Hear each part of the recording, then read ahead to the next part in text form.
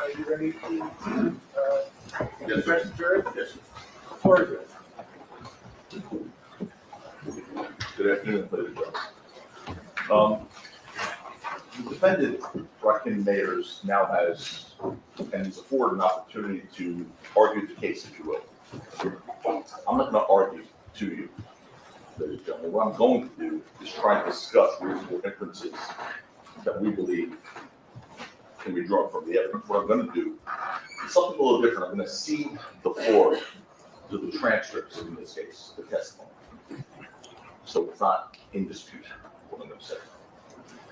Ultimately, what will determine the facts and what's going to be important is you. And we can all live with that. You're empowered to do justice here. This is a great system of ours and it works. And I'd like to, first and foremost, I'd like to commend and compliment Mr. Preslomit on what I thought was a fine argument. I don't agree with much of anything he had to say, but I did listen intently, and I hope you'll do the same with me.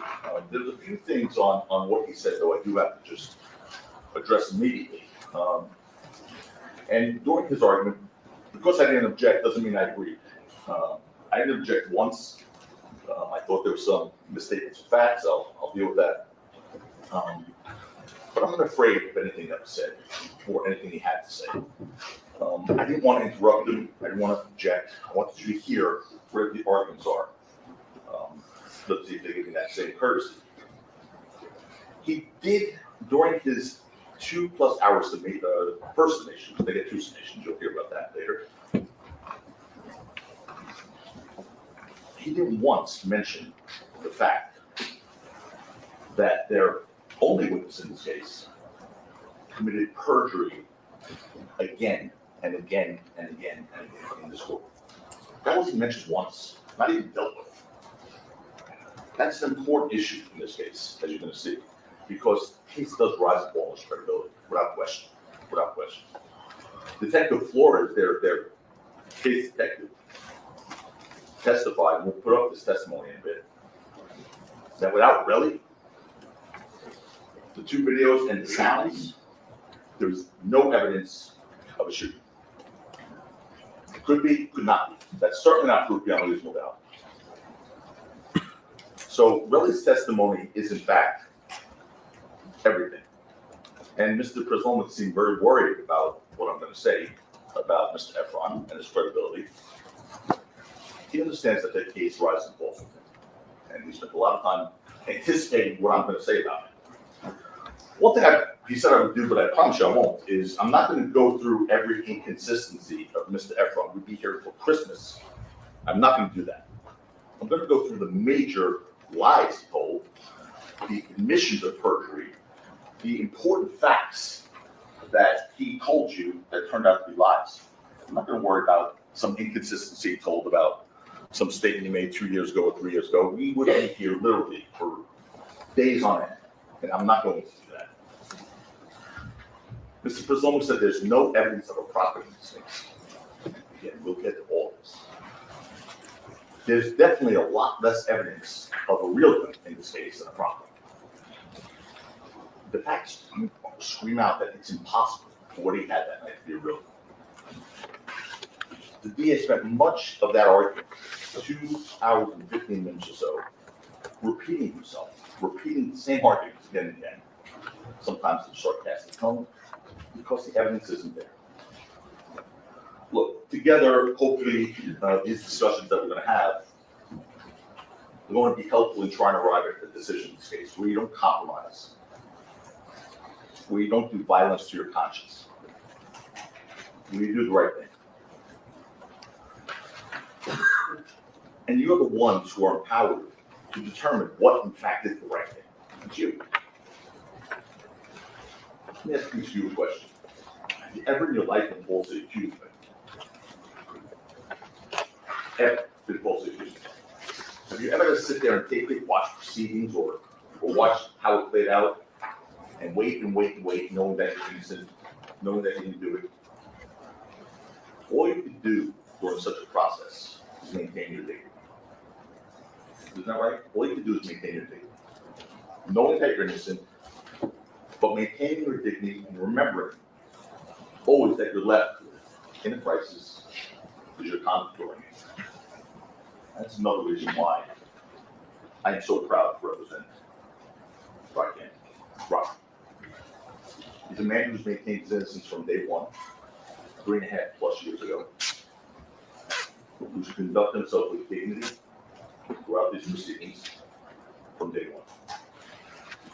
I started off telling you about this case was all about my first line out of the bat in the opening statement, it seems like 1.5 years ago, was that this case was about rebellious jealousy, lies, and greed.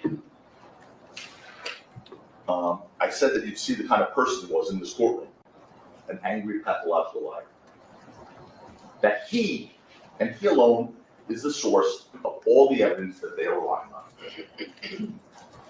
And this case would rise and fall on his credibility. You take him out of the picture, there is no case. And as I promised, really showed you who he truly was when it came time to cross-examination. He's a man who told me without hesitation, I can tell people whatever I want. He said that, actually, to you.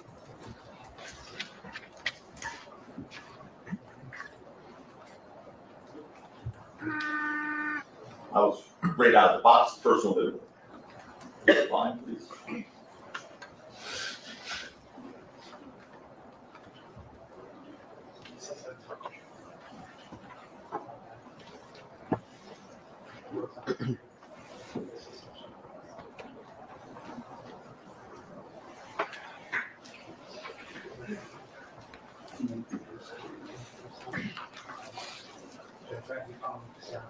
You want the audio-visual please?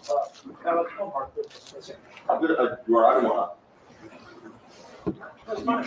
Yeah. We have an audio-visual person in the court. We'll have him come up to. Go ahead. Good. Sure.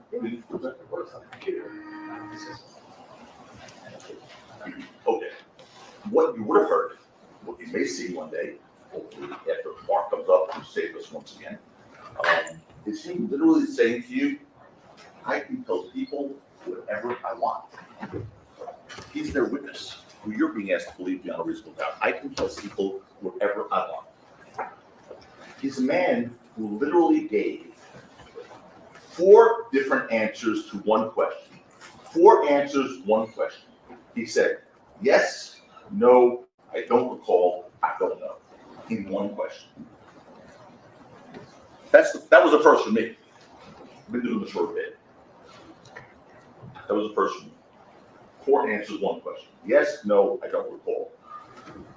I don't know. He's a man who committed perjury before your eyes over and over again. A man who snapped, cursed, threw a water bottle while he was testifying, cursed in this courtroom. Threw a water bottle out of anger while testifying in the light of court with the judge, with the jury, with these terrific sheriff's deputies and bailiffs. That's how you had to hear. Imagine what he's capable in the dark of the night. The other thing, he was watching.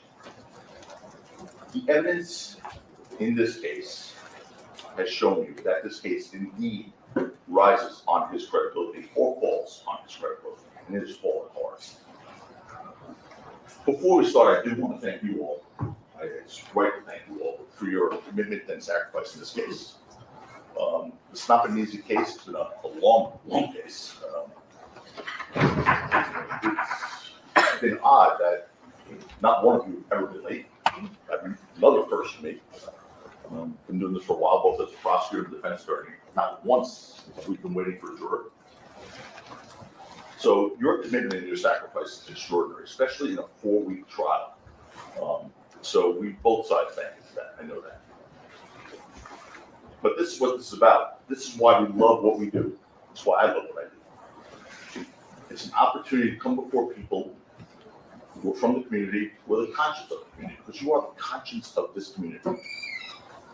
And when I say community, I mean you represent the community of Los Angeles. Every part of the community, parts that are represented here, and parts that aren't represented here, Compton, Englewood. You represent all parts of this community. You set the standards, you tell us what's right and what's wrong with your work. Use your common sense to do that, and ladies and gentlemen, your work goes far beyond these corporate doors. The evidence isn't there in this case. It's not even close, again. Appreciate Mr. Bresloman's argument, but we're gonna dissect the evidence now. Apart from Relly's testimony, the prosecution, just his testimony, I'm not talking about his physical evidence, he said, apart from his testimony, the prosecution's evidence consists of videos, shell casings, and knuckle scrapes. And I don't know what else to call them but knuckle scrapes. I know they said, oh, he's going to call them knuckle scrapes. What am I going to call them? Bullet wounds? I mean, they're knuckle scrapes. Videos don't prove that case, they prove the opposite. Relly was the aggressor in both videos, and we'll show you those, and we'll show you them slowly. The shell casing is not. Sorry. Mark says it's set up right, but he needs to. Yeah, I'll stop for a second. You want to try it? Let's try it. Thanks. Go ahead. You need back here or over here? Yeah.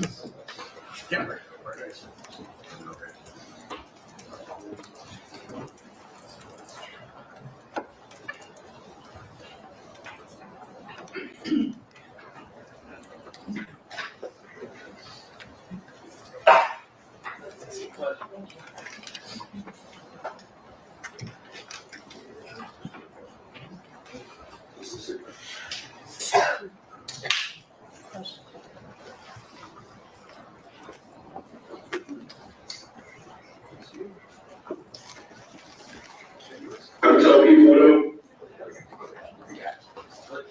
Thank you. You want to hang around for a little bit, or? I know, right? Stick around. Okay. Don't go far. Thank you very much. Well, he was one of the videos. Might have played that. See, Go ahead. yes, no, I don't know.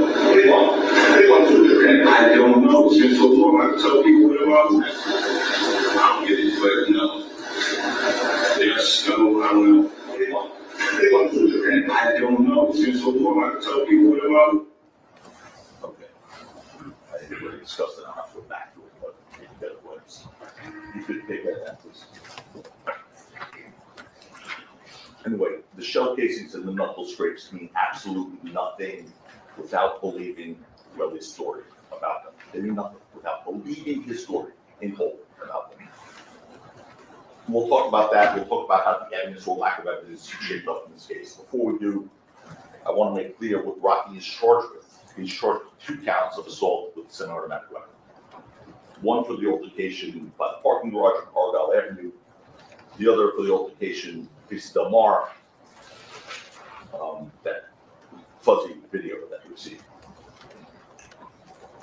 The DA said you only have to decide if it's proper or not. That's it. That's all you have to decide. Very simple.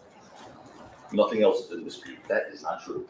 That's not true. And the judge just told you this just the other day. He said, as a matter of fact, that's not what you just have to decide. It completely ignores the self-defense and defense of others law that the judge instructed you on. But they see what they want to see. They say what they want to say. They hide from you what they don't want you to see.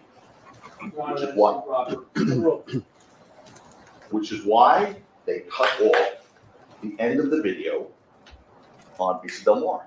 And we're going to show you what they cut off. They cut off after Rocky's gone.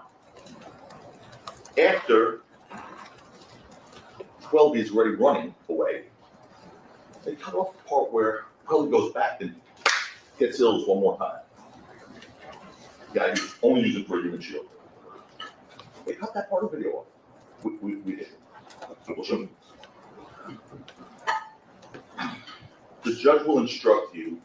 Each of those charges requires the prosecution to prove beyond a reasonable doubt, another term I didn't hear much, in the 2 hours plus summation of this result.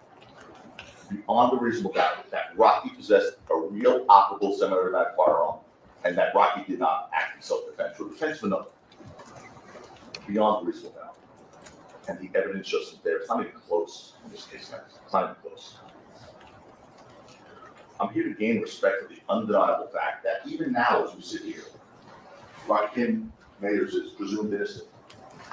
He's presumed innocent as we sit here now. I'm here to point out the numerous reasonable doubts that lurk in the evidence in this case. Because folks, please remember, the judge didn't tell you, he did already have some charges. All you need is one. All you need is one. I submit to you, there are hundreds of reasonable doubts. There's hundreds. You just need one. And the case is over. We have this idea of a reasonable doubt. It's not what we do in our daily lives on the street when talking to our friends or analyzing whether our kids have been truthful or friends have been truthful. But it's something that's really important in this setting, the courtroom. Because it seems, as a country, that it has served us very, very well. People who founded this country were no strangers to controversy, and certainly no strangers to social danger, have created some of it themselves even. They knew that the surest and best way to guarantee the liberty of citizens was to make sure that if the government brought charges against one of its citizens, they had to prove. And if there was a doubt based on reason, there was a reasonable doubt, there had to be an acquittal. Had to be. What a reasonable doubt isn't, the judge says to you in the beginning, like, again, 4 weeks ago, whenever that was, what a reasonable doubt isn't, it isn't he may have committed the crime, it isn't he probably committed the crime, it is I'm almost certain he committed the crime. That doesn't carry it. It's I have no reason to doubt he committed the crime. What was proven beyond a reasonable doubt in this case? Terrell Efron is a compulsive liar and perjurer. That was proven beyond a reasonable doubt. He lies without remorse. Folks, he even bragged to you about committing perjury. He literally did. And you're going to see it. As long as Mark is close by, the video works, you're going to see him literally bragging about committing perjury to you.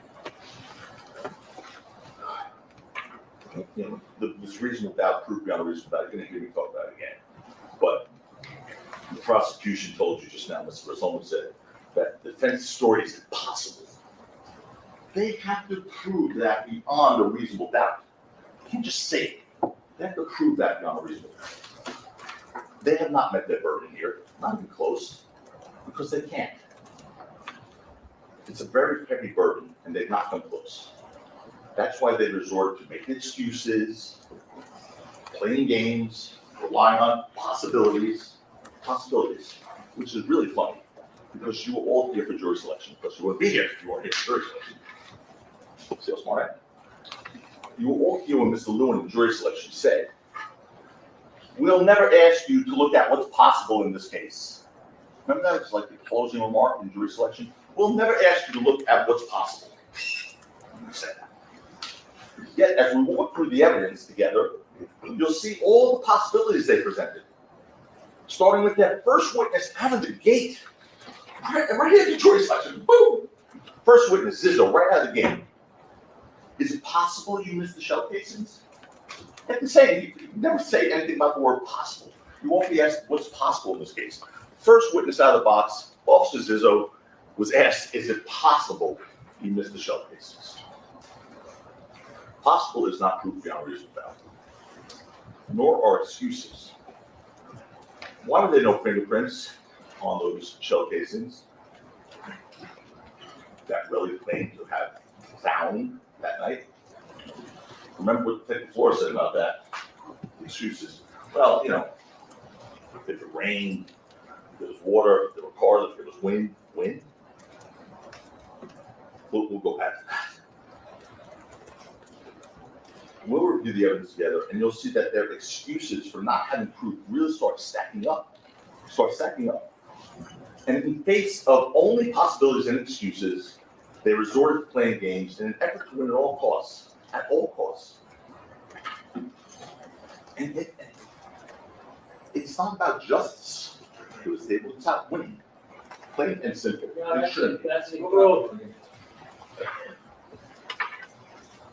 And they played games in this case that should offend. I'm not just saying it. I'm going to take you through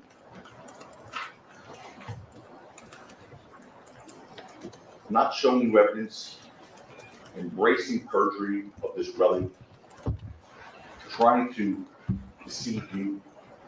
Remember something I said to you in the opening. I said we're here to make promises both sides, but not like politicians' promises. You know, the thing where we promise you the moon, you vote based on our promises, and you see if we fulfill them. And here, we make promises in that opening statement. You get to see if we fulfill them, then you vote. Let's see what they promised compared to what we promised. They told you Rocky was the aggressor. His text messages show he was the aggressor. We got deleted text messages, we'll get to that. They told you that Rocky shot Relly with a real gun. We told you that Relly was manufacturing the story, deleting and destroying evidence. He was trying to extort Rocky, which came through. That Relly was the real aggressor. Rocky used the problem to defend himself. There are two hurdles that they have to overcome to get a conviction in this case. Two hurdles. They cannot overcome them.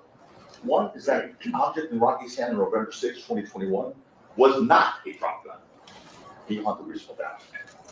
Second is that Rocky did not act in self-defense, control your ills. The judge instructed you, if the prosecution failed to prove the object in Rocky's hand was not a prop gun, beyond the reasonable doubt, the case is over. It's over. Beyond a reasonable doubt. You can stop there. It's over.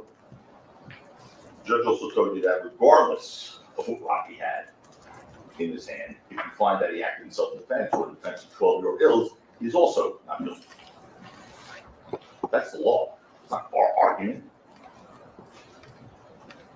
They bear the heavy, heavy burden of disproving self-defense or defense of another beyond a reasonable doubt. And that's a burden that they cannot carry in this case, not even close. Relly threatened Rocky, Relly threatened Schwelby, Relly repeatedly punched Ills and ragdoll Ills. And we're going to show you that again on the video. Slowly. You had it narrated to you, but you can see it on the video. Before we do that and talk about it, let's discuss why they can't overcome that first hurdle. First, beyond a reasonable doubt, that the object in Rocky's hand was real, was not what we fired on, because they cannot, absolutely cannot overcome that. There is incontrovertible evidence and testimony in this case, and other evidence that shows you the object that Rocky was possessing was a prop gun. Unimpeached. Not a real firearm. And they asked why. First of all, remember, there's no evidence in the record that Rocky was licensed to carry in 2021. He wasn't.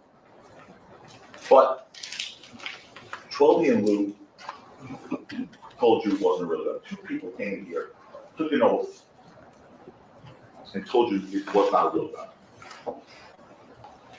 Lou Lemon told you where it came from, that B&B music video. He identified it with Rocky and Rihanna from July of 2021, right before.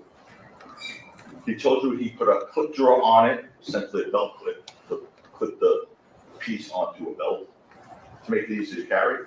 And he extended the magazine with a clear magazine to make it look more intimidating, because the Glock he had prop gun Glock with 26 sort of fits in a pocket, it's really small. So this was meant as a deterrent. Mr. Sloman told you that Lululemon couldn't name the security guy who advised Rocky to carry prop gun. He was never asked. And he didn't say security guy, he said Rocky's security team. Testimony you could, by the way, you could always have the testimony read back to you at any point. If there's any dispute, I know you guys can take crazy ones, but if there's any dispute, you can always say, can we have that part read back of the testimony where Mr. Lemon talked about the security people who advised Rocky, or whatever, hypothetically. So he never was asked, but he didn't say a security guy. He said security team, and he just said he concurred. He wasn't pretending to be a security advisor that they mocked him. They didn't ask him that, yet they just tried to argue that to you.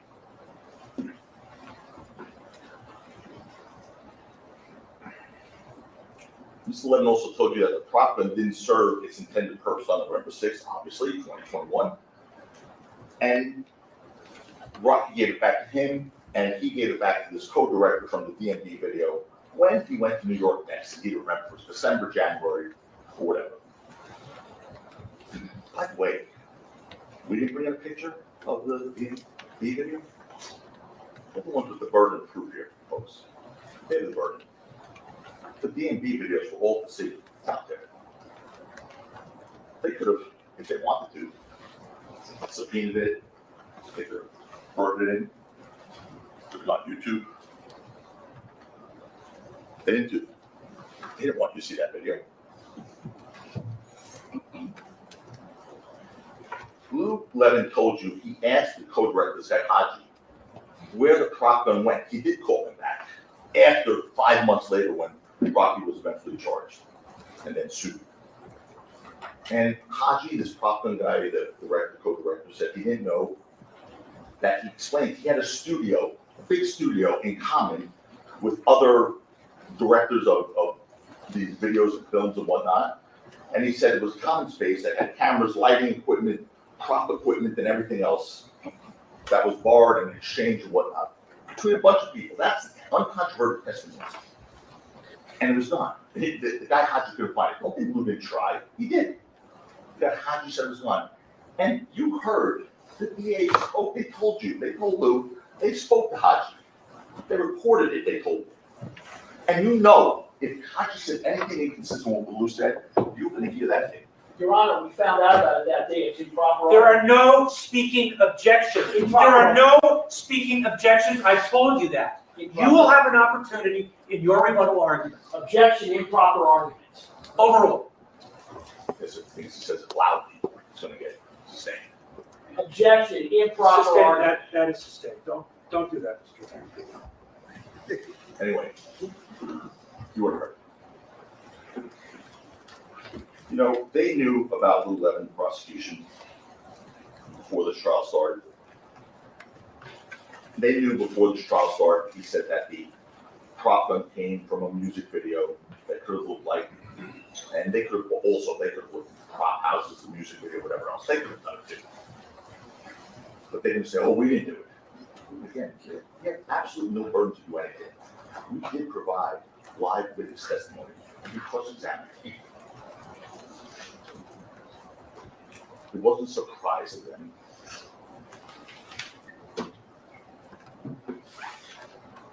They didn't want to do it, because they knew what they were going to find. That's why you didn't hear anything. That's improper argument. Overruled.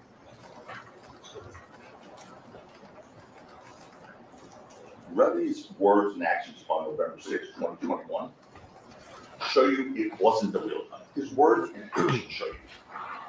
All the prosecution's objective evidence in this case, everything that doesn't come from Reveille shows you this was not a real gun. Common sense also shows you it was not a real gun.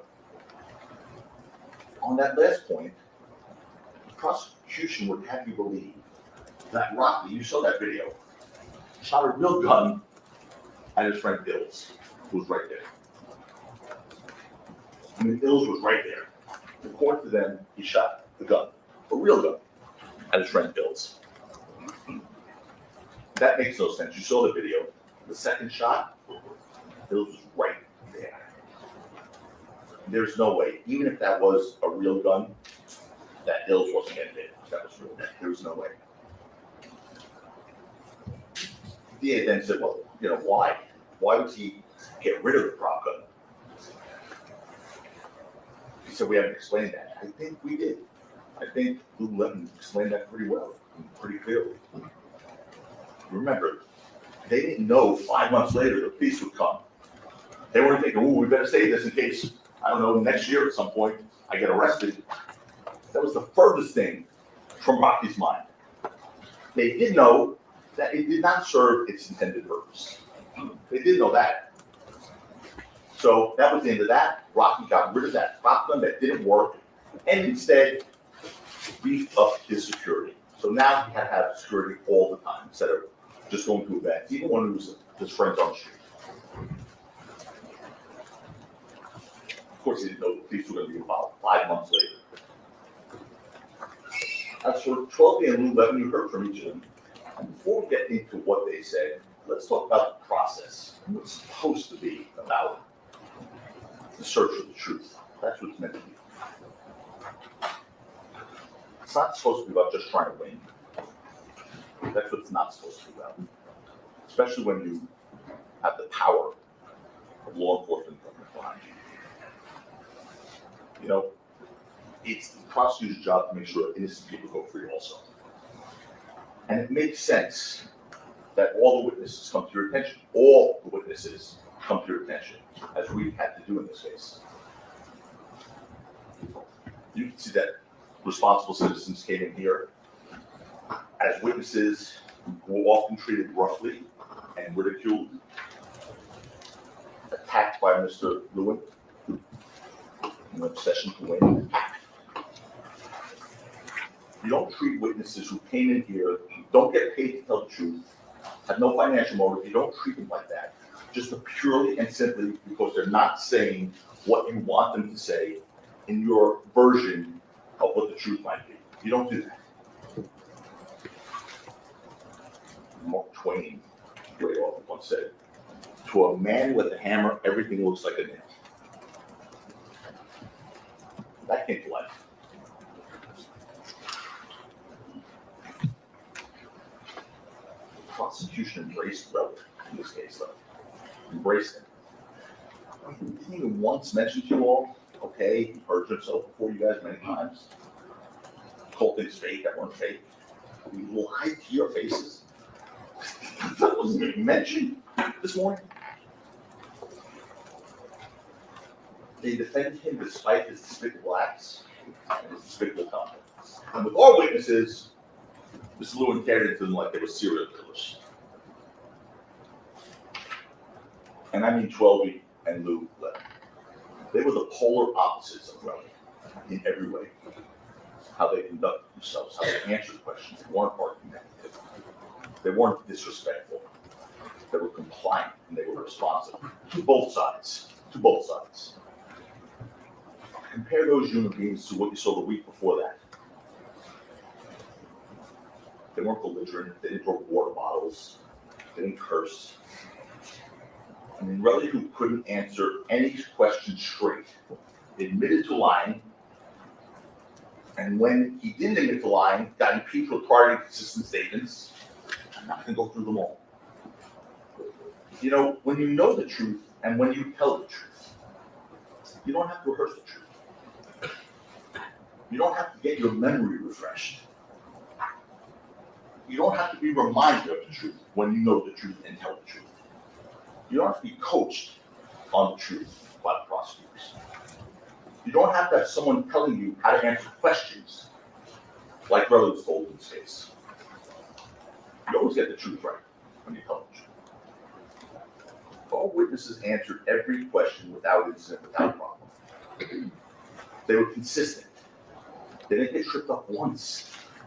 There was not one inconsistency. So the response to that is, they were coached very well. They'd be damned if you do, you're damned if you don't, I guess. Because if they had been caught up and tripped up and been inconsistent, and their truth was inconsistent, well then they're liars. Or they weren't consistent. But because they were so consistent and they didn't get impeached, they couldn't lay blow on them. Oh, they must have been coached. They were not coached, they were consistent because they were telling the truth. You saw that demeanor. They both told you, Lou and 12, both told you he previously carried a Rottweiler for that 6-month period. After being the victim of acts of violence. And Rocky had it on November 6, 2021. And now Rocky's friends knew he had friends. They didn't announce it to the world. Of course, that would be stupid to say, put a social media post out, carry a prop gun. In case you want to attack me, it's really only prop gun. No, Lou said, and 12, he said, to his immediate group of friends. The prosecution peppered 12 with questions about his summary of what he told us, the lawyers. As if that summary contained his prior sworn testimony and prior recorded statements, but it didn't. That's why the judge said it was irrelevant to what 12 saw in that document. That's an improper argument. Repeat that. That's why the judge said it's irrelevant what 12 saw in that summary document. That is the improper argument. Instead, the summary was simply something that lawyers have to provide as procedural discovery in this case. Look, when I hear this, they're gonna try and pretend like we just came up with this prop in defense. Rocky has been saying that since day one. Here's the testimony of Detective Flores on this issue. Detective Flores was asked, was this something, when he was asked, because he was asked on direct about when did he first find out about the prop in defense? And he said, there was no deposition in criminal cases for the question before. Then I said, all right. So basically, what you were being asked when we're talking about that, you just found out about this prop claim. What you're being asked are questions related to discovery disclosure in a criminal case, correct? And he said, yes. So Detective Flores, who's very honest, and I think he tried to do a good job here, told you what that was about. See, if you just listen to the direct in this case, it would make it sound like only 2 weeks ago, oh, there was prop claim. That's been since day one for Rocky. Discovery in a criminal case is what he was being asked about.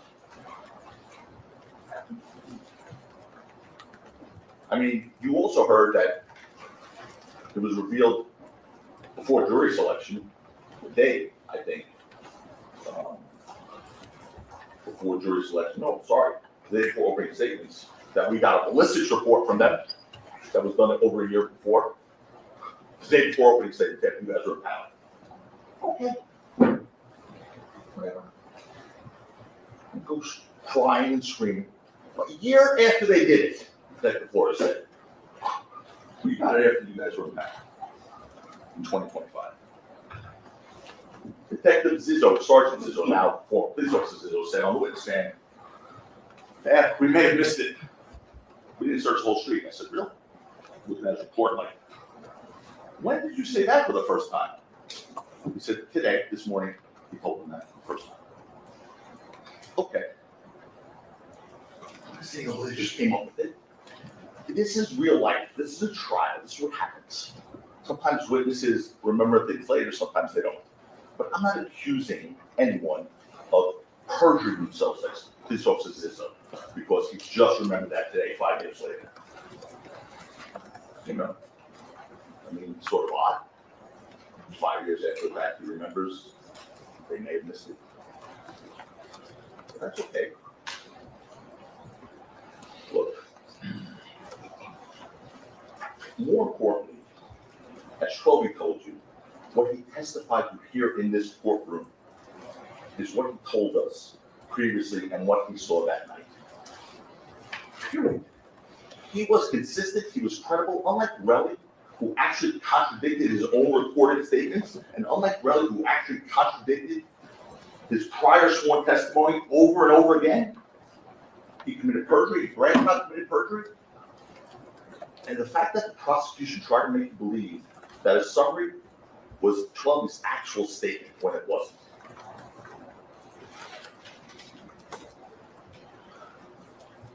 It's a game. It's another example of a game. Here's another one. The prosecution asked Colby how he knew it was a prop gun if he never spoke to Rocky about it.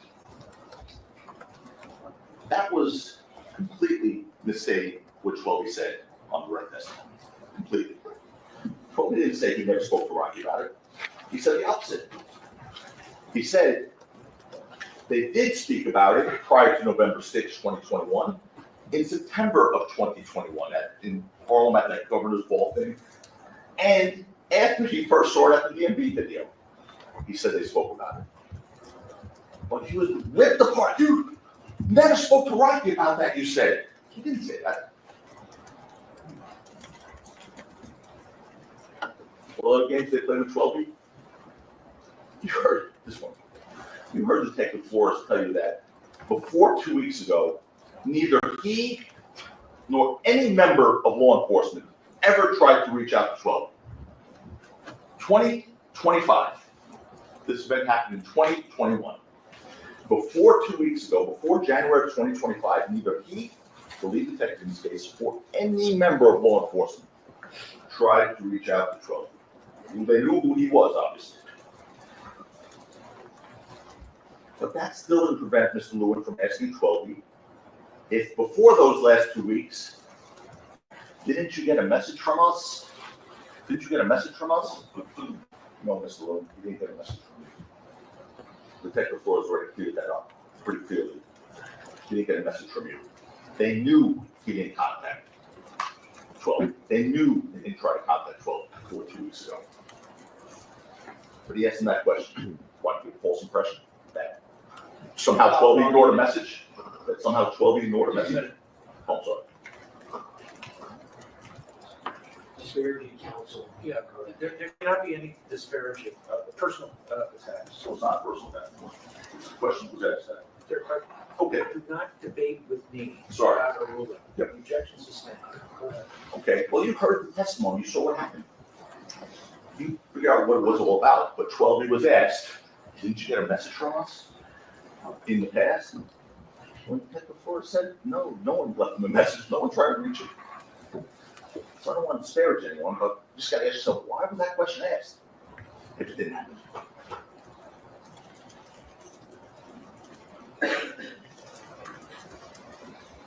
Look, you know, like I said, the games, they're a constant theme in this trial. Here's another one. Prosecution asked 12B about photos taken in Rocky's bedroom, which showed Rocky's registered firearms and not a prop gun there. Those photos were taken during a search of Rocky's residence in April of 2022. 5 months after the incident on East Del Mar in November of 2021. 5 months later. So the fact that there was a prop gun there means absolutely nothing. You heard about the prop gun way before that. And here's this also, think about this. And why was there no prop gun in the house? You heard why Rocky, for that 5-6 month period, carried a prop gun on advice of security. Because he'd been subject to episodes of violence. He had a stalker, his face was slashed. And home invasion, okay? But he'd been subject to violence. On the street, he didn't have a carry. Okay? So when he wasn't with security, he had this thing to hopefully deter people. At home, he had licensed firearms.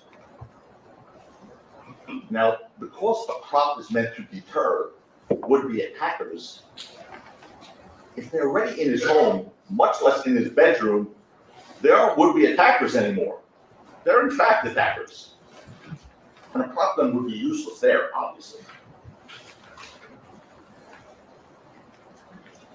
Also with the registered guns found in Rocky's house, I guess Detective Flores, if they were legally registered to Rocky, and they objected. They objected to that question. No, that's an improper argument. Say it.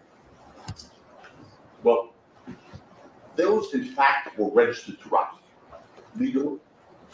Others were registered to Lou, legal.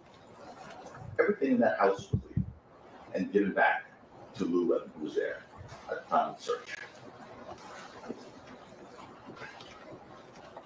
They mocked Lou like he must have made that. Not just Lou's magazine, the guns were legal too. They were, 2 of them were, one of them was Lou's, and 2 was Rocky's. You heard that from the paper. It was legal and registered.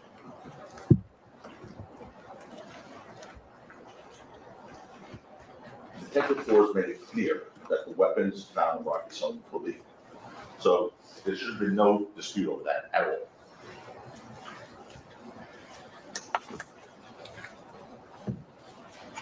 Search for the truth is what this should be about. Not trying to win at all costs. It's not a game. It's not a game, certainly to him and his family. It's not a game. In fact, the prosecution did absolutely nothing, ladies and gentlemen, to impeach the testimony of Crowley. Nothing. Yeah, he got loud and yelled at them a little. But saying liar, liar, pants on fire is not impeachment. He didn't move them off their story once. They were consistent. They stayed exactly consistent with their story the entire time because the truth is easy to remember. The truth is easy to tell. They were not impeached, not once. The fact of the matter is, by the way, it wasn't a lack of trying. I mean, they were yelled at, they were berated. I mean, at one point, 12 spoke a dialect from his upbringing, from the street where he's from. And he said this thing, and I personally, he's one of the nicest guys I've ever seen. He said this thing where he's like, "You feel me? You feel me?" That was just a matter of speed. But Mr. Lewin had to take that. Say, "No, I don't feel you. I don't know what you mean. I feel you. I can't feel you." It's a proper argument. No. Overall. There's no need to mock a witness who came in here and was compliant and respectful.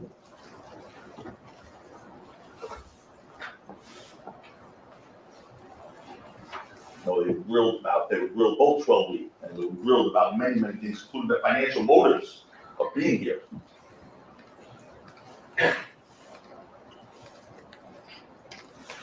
And again, they don't contradict their testimony. I mean, Mr. Preslomic this morning spent a lot of time in their testimony, not about their misstatements or their inconsistencies or contradictions or their impeachments, but just repeated their testimony, but in a sarcastic voice, as if that makes it not true.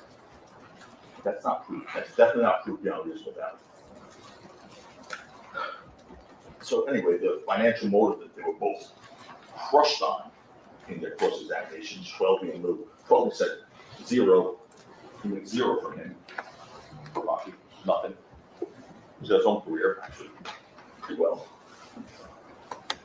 Lou said he makes a portion of his salary for Rocky, and he does, and he loves Rocky. They both love Rocky. So no one's trying to pretend their peer is unbiased with it, so they love it. But it's an interesting thing, though, that they were so concerned about his both of their financial motives. Not once did the prosecution take issue with the fact that their own witness, Relly, was here because of his financial motivation, and only his financial motivation. A $30 million financial motivation. But they're asking Lou Levin, won't you get 20% of your salary from him?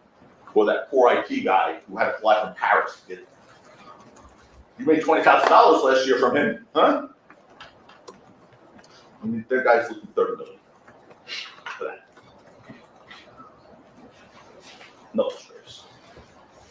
By the way, Relly got his $30 million that he wanted, and he said repeatedly. They had no witness in his case, as you now know, because he'd be on an island somewhere relaxing while they were searching for him. Instead, Relly wants to use law enforcement as a money collector, because he didn't care about the police. You heard him say that many times. And if he got his money, these guys go pound sand. They'll never find him. He's going to be on an island. And he told you how that process works. I didn't hear that thing. But talk about extraordinary bias that they just want you to ignore. They don't even mention that. It can't be, and it shouldn't be. But it's why we're here in this courtroom. It's why we're all here. What else should be ignored? Despite all the prosecution's efforts, despite the blistering questions posed to them, both Trelby and Lou Levin established these incontrovertible facts. They're not controverted, they're not contested. That Rocky was known to carry a prop by his friends. They didn't controvert that at all. The object in his hands on November 6, 2021 was a prop gun. Relly's own actions on November 6, 2021 confirmed that. Trelby testified during the first altercation. Relly said something to the effect of, shoot that big ass gun, which explains his later conduct, by the way. Now, Relly said he didn't say that. So, now you have to see, who's more credible, more trustworthy, Trelby or Relly? That's what you have, the words of the two of them, in that regard, in that one thing. And consistent with his knowledge that it was a fake gun, look what he did after the first altercation, which is impossible to get around for them. The first altercation by the parking garage, where he's claims he's pulled a gun, is pulled on a real gun that he doesn't know is a fake gun. He continues to follow the guy who pulls the real gun and according to him, threatened to kill him. So think about that for a second, when you talk about a reasonable doubt, or a doubt based on reason. Think about that. That was so odd.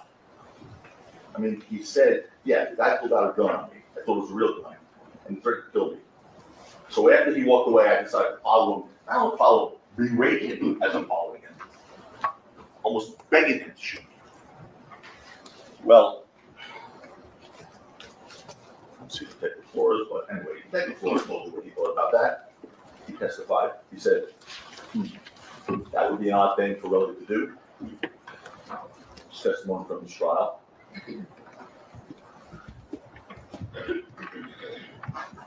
Mr. Efron, on December 2021, you asked him why he needed to follow Mr. Mayers if he knew he had a gun, right? Answer yes, Detective Flores. Question, because according to you, you told him that would seem to be an odd thing to do, right? Or odd thing to do, I said, right? And Detective Flores said yes. Of course it's an odd thing to do if you know it's a real gun. Not so much an odd thing to do if you think it's a fake gun or a pop gun. And of course, when Rutherford was questioned about why he would do that, about being an odd thing to do, his answer was, what Detective Flores questioned about it, Rutherford said, I don't know. That was his answer to Detective Flores early on in the question. When you asked Mr. Efron why did he continue to follow Mr. Mayers after seeing the gun, what he said was he didn't know why. So, Detective Flores, and he said correct. Detective Flores questioned him about it, and the best Relly could do at that point he said, I don't know, I found it was real gun. Obviously, I don't know was all Relly could say because he knew he couldn't tell the truth. That was a problem. He knew that. That alone is reasonable doubt. That is a reasonable doubt. Whew.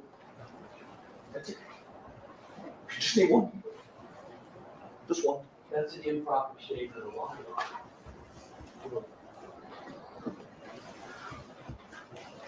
In fact, the lack of evidence further shows that this was a problem. You heard that the police found absolutely no evidence of a shooting at the scene whatsoever. Officer Zizzo told you that there was no sign of a shooting, there was no blood, no bullet holes, no shell casings, no physical evidence at all. That's from the testimony at this trial in front of you from Officer Zizzo. Just recap. There was no blood, no bullet holes, no, sir, no shell casings, no physical evidence of a shooting was recovered at all. No, sir. So that was the guy who was there within 15 minutes. And you heard from the body cam footage from one of the other responding officers, turned out to be Sergeant John Cook, Officer Zizzo said. Sergeant Cook said, there's going to be no evidence for now. We have no victims, no hits, no evidence. That's the sergeant body cam footage. That's Officer Zizzo's testimony.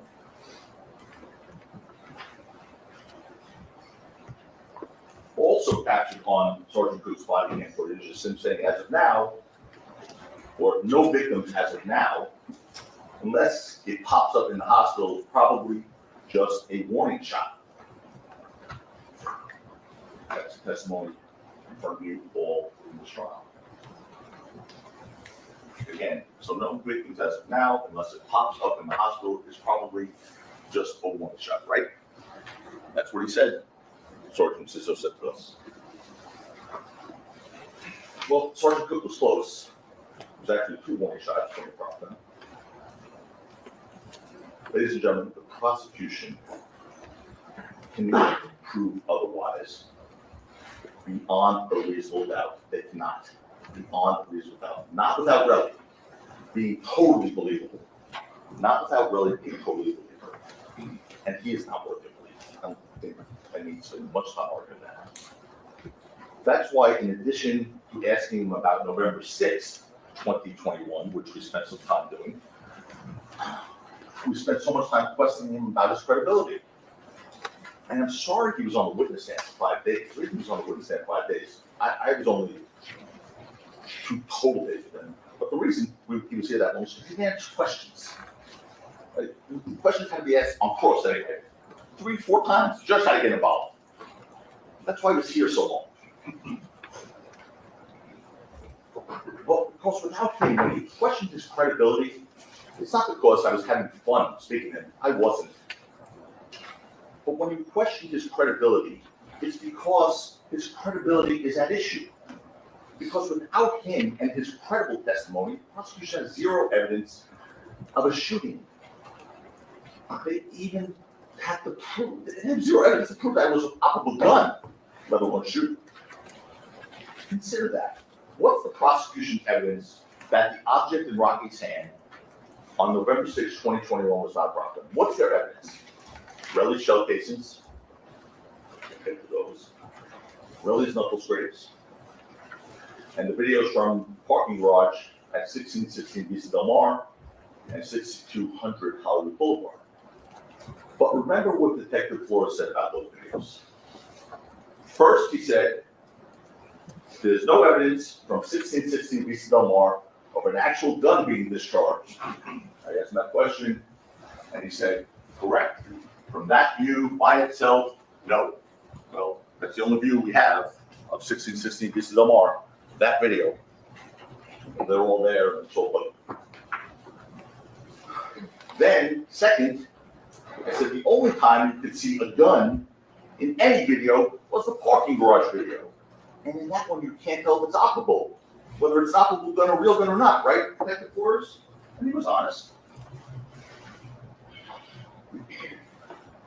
You first cited the fact the gun was displayed, right? Which you already told this jury that gun that was displayed, the only time you could see a gun in any video was the parking garage video, correct? You already told this jury, by that video, you can't tell if it's operable, right? Correct. So if he can't tell it's operable, how are you supposed to do it? Detective Flores can't tell you it's operable. How are you supposed to tell it's operable? You have to believe Relly's story. All of it. And his credibility.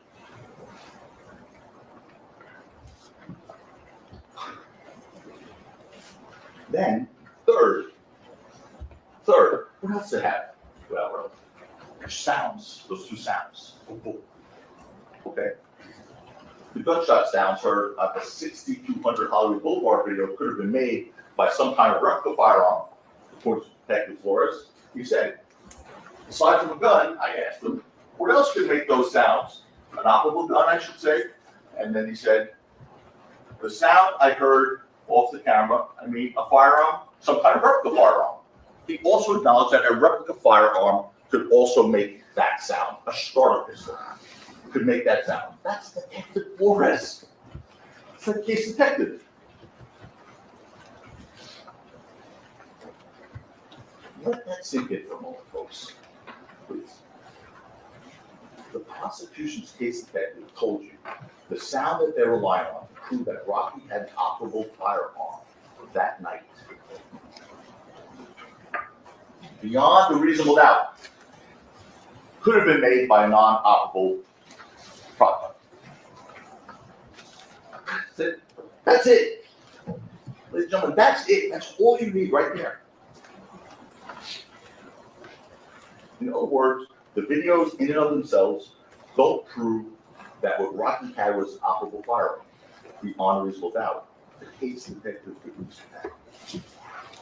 What else does the prosecution have to rely on? Relly's knuckle scrapes.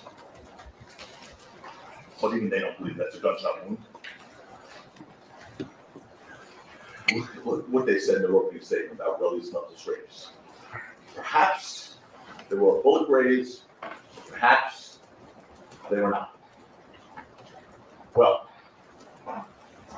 perhaps they were not. That's what they want you to accept as proof beyond a reasonable doubt. Perhaps they were not. What else did they say when they were opening up those scrapes? Whether the victim or not the victim in this case was actually shot or injured by this will not be something that you will have to decide at the end of this case. They told you in opening statements. Really? Says who? Says who? They told you that because they themselves don't believe those That's your knuckles. proper arguments, State. I've already read the jury instructions to you, and one of those jury instructions lists the elements of what assault with a semi-automatic pistol is. Each of those elements have to be proven beyond a reasonable doubt. What those elements are, that is the law in California, as to what an assault with a semi-automatic pistol is. One of the objections actually to what you said, what the prosecution wants you to do. That part's overruled. But anyway, regarding the law, this is not about an element of the law, ladies and gentlemen. It's about the credibility of the only witness in this case, the prosecution. That's what that argument was about. The credibility, I mean, you have to, so whether it was a bullet shot or not, or a scrape from the floor, it does matter. It does matter. Of course, they don't want you to consider that.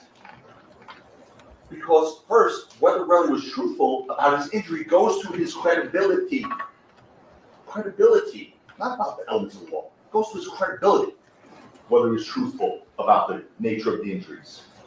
And second, whether or not Relly was actually injured by a bullet is something important to consider in deciding whether Rocky had an operable firearm or a prop gun. Those are the two reasons I just brought that up to you. Those are the two reasons. So I disagree with you. You do have to consider whether he was hit by a bullet or not, because he said he was. At first, anyway. Because obviously a prop gun can't cause that injury. So was that a gunshot wound? Of course not. Of course that wasn't a gunshot wound. Even Relly couldn't tell you those scrapes were definitely from a bullet. At least at trial, he couldn't tell you. Look at his testimony when discussing whether he was grazed by a bullet.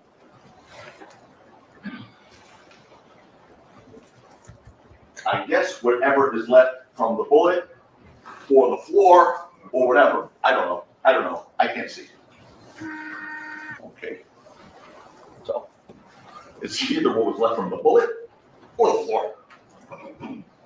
Well, I guess it could have been the floor. I don't know. I can't see. That's not what he said in his lawsuit. Lawsuit, he said the shot. And he wants $30 million because he was shot. Now it's maybe it was the floor. I mean, does the truth mean anything to him? Does an oath mean anything at all? He really does believe what he said to you in the beginning. I can say whatever I want, do whatever I want. That's that. And that's what they want you to accept as proof beyond a reasonable doubt of the shooting. Relly said it could have been the floor. Of course it was the floor. When he was punching Gills, of course it wasn't the floor. It's on his left hand. Relly said he was left. But regardless, there's no bullet in the world that could have done that. I mean, think about it. It scrapes the top of one knuckle, does a bit of a dive to the second knuckle, does a real deep dive to that third knuckle, and then scoots along. And that would be one heck of a magic bullet to do that. Just looking at those knuckle scrapes, no one has to be an expert in anything to know they are not from a bullet. You want to put them up for a second? Yeah.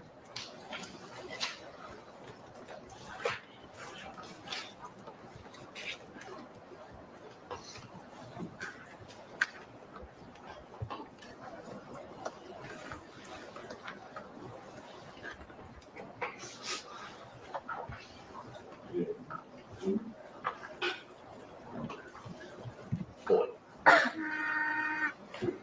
$30 million. Give me.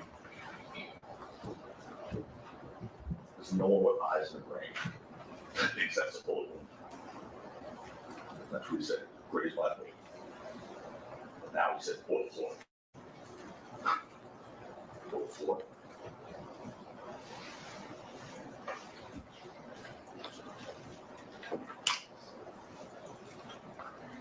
I mean, he still brought a lawsuit against Rocky, claiming he required necessary medical attention from that bullet wound. Bullet wound, like he said. Ridiculous By the way, it's the same knuckles you saw in his boomerang Instagram video we posted on his manicured hands, which I think we showed to the jury. Yeah.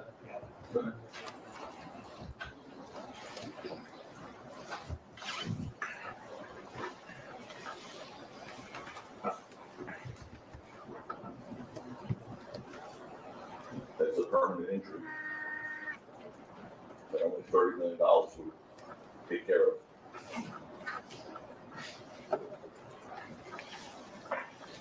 He first told the police that he treated the scrapes by himself the day they occurred. That's what Officer Anderson testified to. But then days later, after traveling all the way back to New York cross country, he first went to a hospital in New York for medical treatment. Here, he said, because he doesn't trust anything there in Los Angeles. Why did he go to the hospital in New York? Not because he required medical treatment for those scrapes, but because the detective on November 9th, 2021, told him during an interview that he needs to get treated because this is the type of case this is. This is taken for his testimony. Her statement, taken after, was that he needs to go to get medical treatment because of the type of case that this is. Correct? I believe that's correct. So a detective is telling him on November 9th, you need to go to a hospital to get treated because of the type of case that this is. Normally, tells someone to go to the hospital because they need medical attention, not the manufacturer of creating a case. That is offensive, and it should be offensive to you because of the type of cases that you're going to go to the hospital. Make it look like you require a hospital visit. You know, it's bad enough that the prosecution may, and I say only witness, manufactured evidence in this case. They don't need to manufacture a hospital visit. But he did just that with the shell casings also, manufactured evidence in this case. The only evidence they presented trying to establish that Rocky had an operable firearm. I'm going to take you through this. It's not going to be a stretch, and certainly it's multiple reasons of doubt in this. You heard a lot about those shell casings in this case. What you didn't hear was what the police found. You didn't hear that because that didn't happen. The body cam footage introduced at the very beginning of this case, first witness Officer Zizzo showed that the police responded to that scene at 10:32, less than 15 minutes after the incident. Officer Zizzo told you there were 7 police officers there. You saw them on the body cam video. And you saw, Officer Zizzo told you, 7 officers were searching the scene for any signs of a shooting with flashlights. Those big police searchlights. For how long? Detective Flores told you, about 20 minutes they were there for searching. That's 7 minutes. 7 officers times 20 minutes. That's 140 minutes of manpower right there.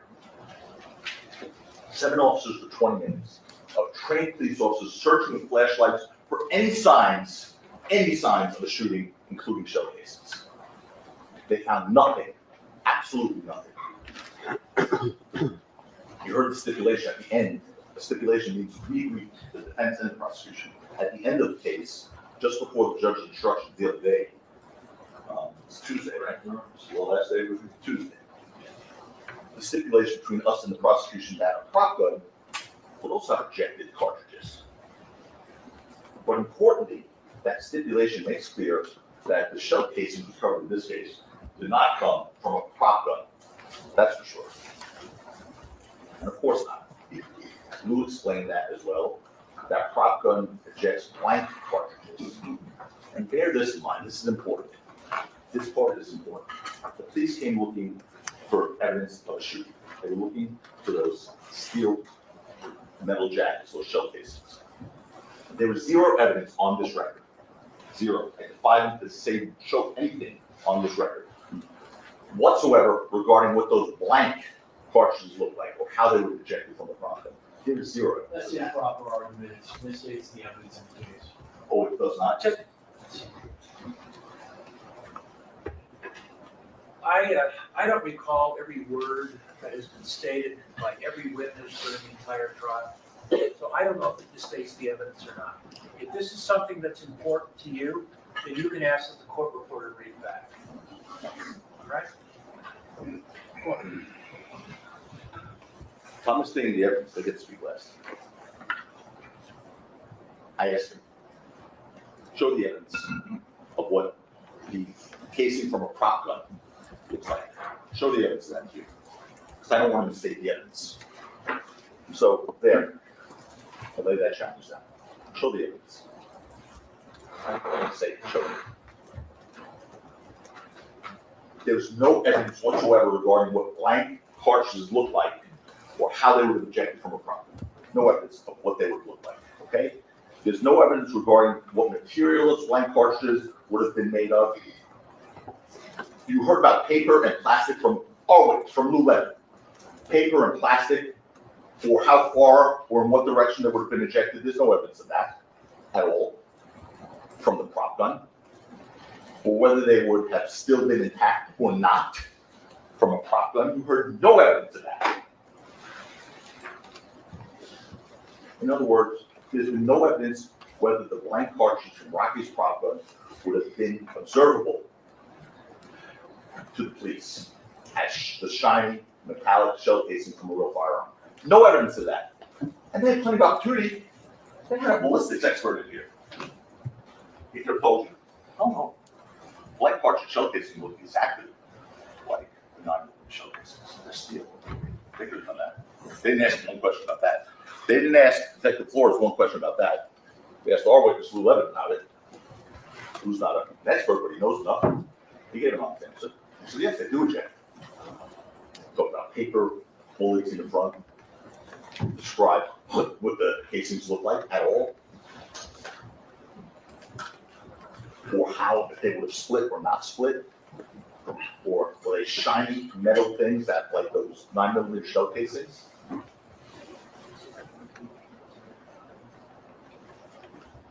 In any event, the police found nothing, no evidence of a shooting whatsoever, no bullet holes, no blood, no damage to any one of those cars, which would have almost been impossible. No damage to any one of those cars that were parking on right there. And of course, no shell casings. This bears emphasis. The police found no shell casings whatsoever in 140 minutes worth of combined searching with searchlights. But really, I want you to believe he found it by himself with a cell phone flashlight in 2 to 3 minutes. An hour and a half later. Flies in the face of common sense. Provides reason. And what does the prosecution do to try and get around that devastating fact in their case? They suggest that the police didn't know where to look. They actually asked, is it possible to use the shell casings? As you sit here, can you say to a certain, that's them questioning their witness.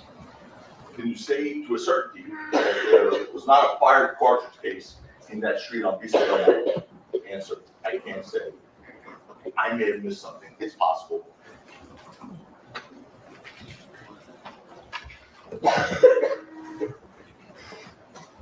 Again, it's possible.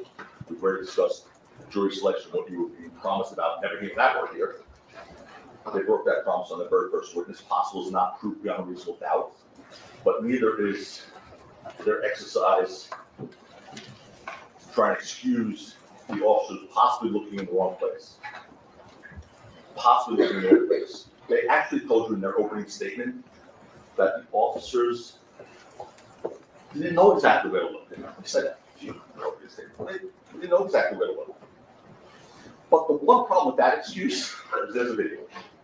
There's a video and body cam footage that showed the police in the location exactly where to look. Exactly where to look. Here's the side-by-side images.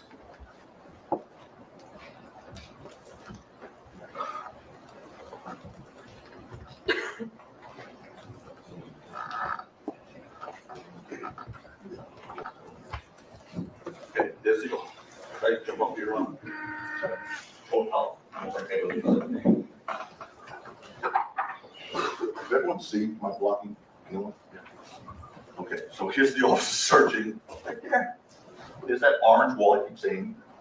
This is where it will happen, right here, and they're searching right there with these flashlights. Now, there's this person who really first swore was him. He swore was him at 11:09, and then said it wasn't him, but it was him first. But some news coming back here at 11:09, right across that orange wall where they're searching.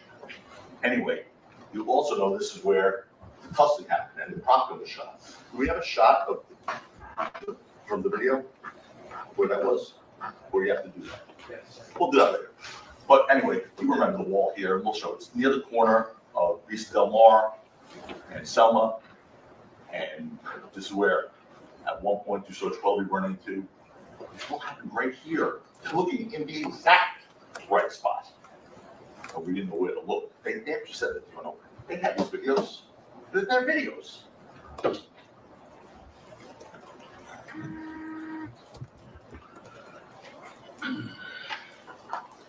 So regardless of how far blank cartridges may eject or what they may look like after being fired from a prop gun, one thing is certain. The police searched that exact same location that Relly said he was at on that video when he returned to the scene. Well, now he didn't return to the scene because now there's no evidence that he returned to the scene at all. Thanks. So it's in trouble, just a sign of break. So 5 minutes right there.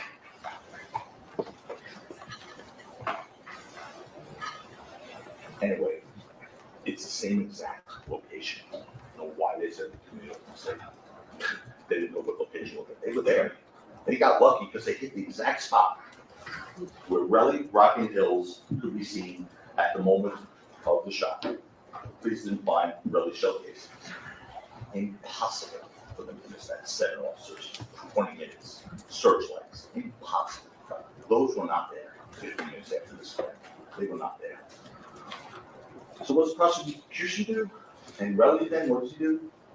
They change their story and say now, maybe that wasn't actually Relly on video after all. They did it right here in front of you. That was all right in front of you in 2025. Because in the first part of his testimony, and I wasn't even involved yet, that was all Mr. Brzlonik, he said, yes, that's me, 1109 guy. That's me. Yes.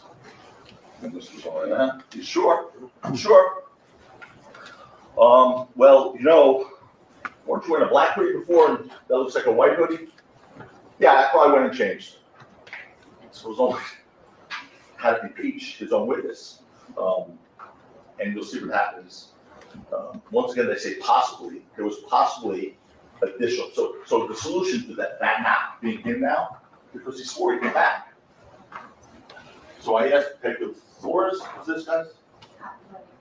Oh, this is Rose. Okay.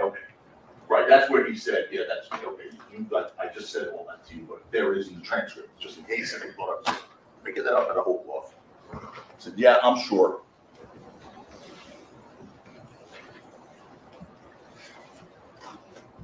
So,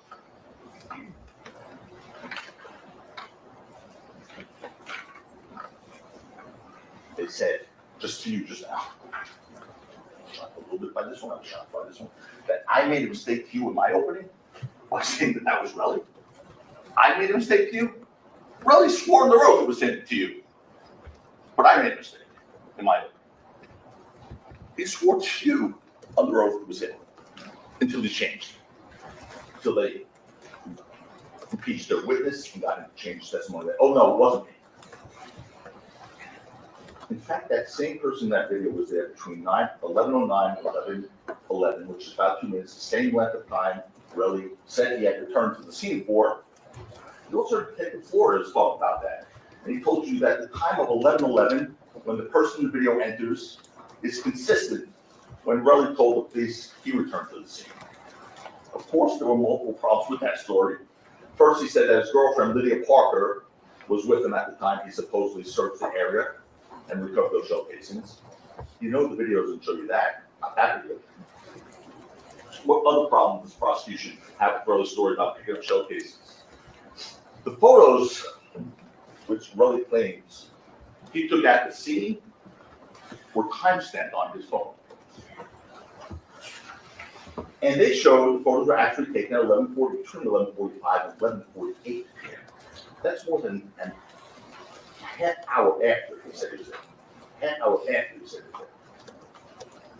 So, make no mistake about it, the prosecution realized they had a problem with their evidence here, a big problem. So despite that fact, they took the position for years that that guy who came back 11:09 with Relly returned to the scene in that video.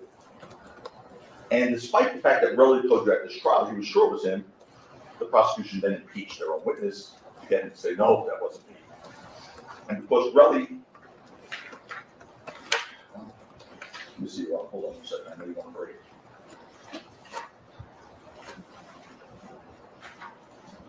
Maybe about 5 more minutes, or one side? No. Okay. 2:45 is when we break. Yeah, let's do it now. All right, folks, we'll take a break until 3 o'clock. Please be outside the courtroom doors at that time. Please don't discuss the case, and we'll see you in about 15 minutes.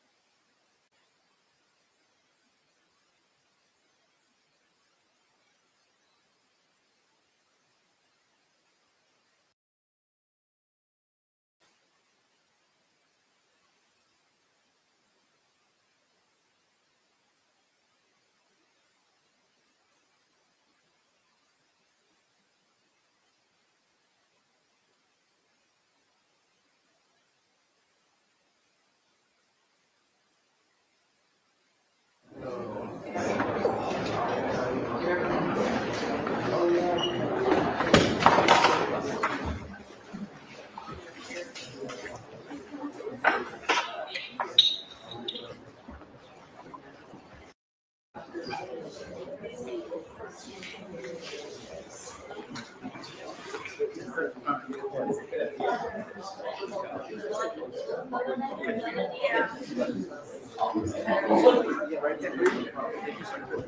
gotta come around there. Okay.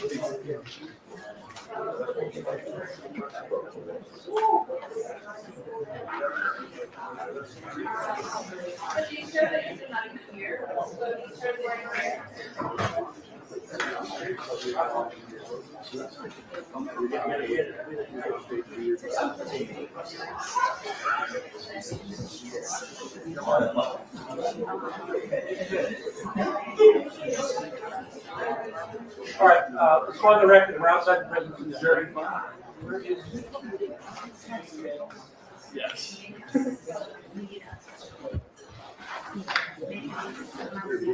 I asked Kathy, the court reporter, to check her notes, and she's able to do that. And there is an indirect reference, it's not even clear, to really and embracing perjury. So far, Kathy has not found the word suborn. Embracing perjury, I don't even know what that means, but from here on out, if any counsel wants to state that a witness committed perjury, that's fair game. But I do not want either directly or indirectly any counsel accusing the other one of suborning perjury, encouraging perjury, touching on perjury. I don't want the word counsel and perjury being used together. Turning a blind eye? What? Turning a blind eye.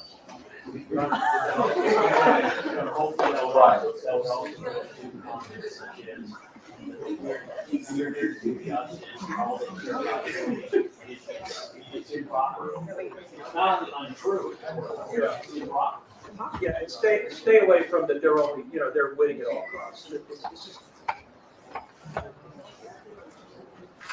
Well, it's very common on the evidence, right? Because they can say about the evidence, they cannot say prosecution is all they care about is winning their case. All they care about justice, that there's authority that says that is. yeah, no, that's a The judge, stay away from that. again, you don't believe it's true. No, I don't, So and I know it's not. see, All right, so stay away from what the prosecution's motives are. Talk about the witnesses, don't talk about the prosecution's motive. And when Mr. Lewin speaks, you're not to talk about the motives of Mr. Tacopina or Mr. C. Joe, you're free, you're free to comment on, hey, they didn't call this witness, et cetera, just not that extra step. All right, Well, my explanation is much shorter now. what's that? My explanation will be much shorter now, so. I doubt it. Let's bring it here.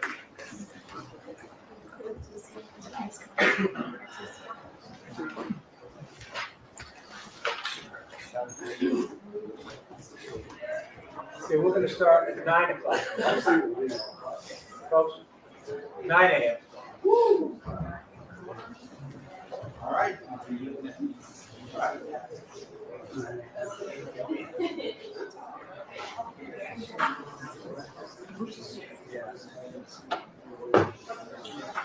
Sure.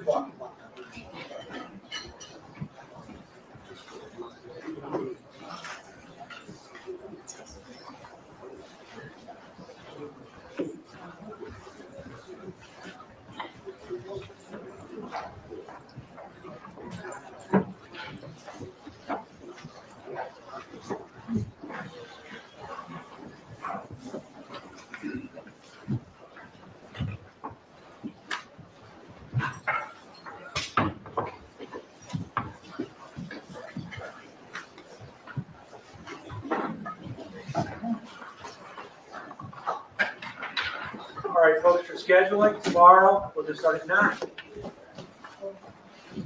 9:30. 9. Wrong. I think someone may have it wrong. Who's got a problem with 9? Aside from me, aside from me. Yes. So, I don't have a problem, I'm not sure that I can make it by 9.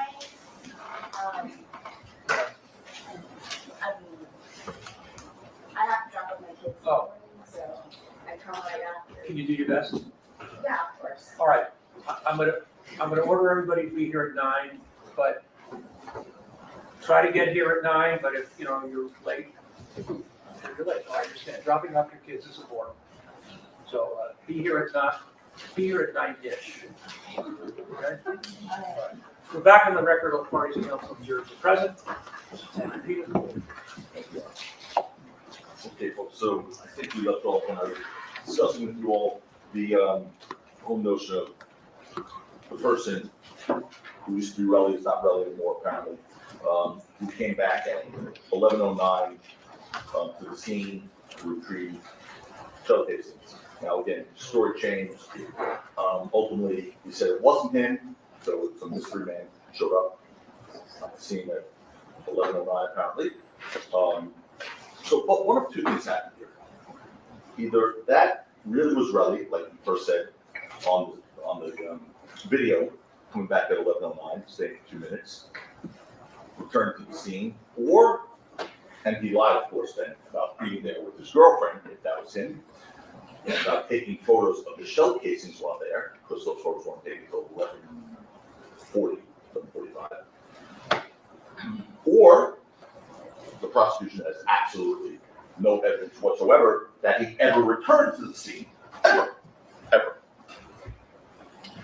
Whichever one you choose, the prosecution has no evidence at all that Relly actually recovered those shell casings from the scene.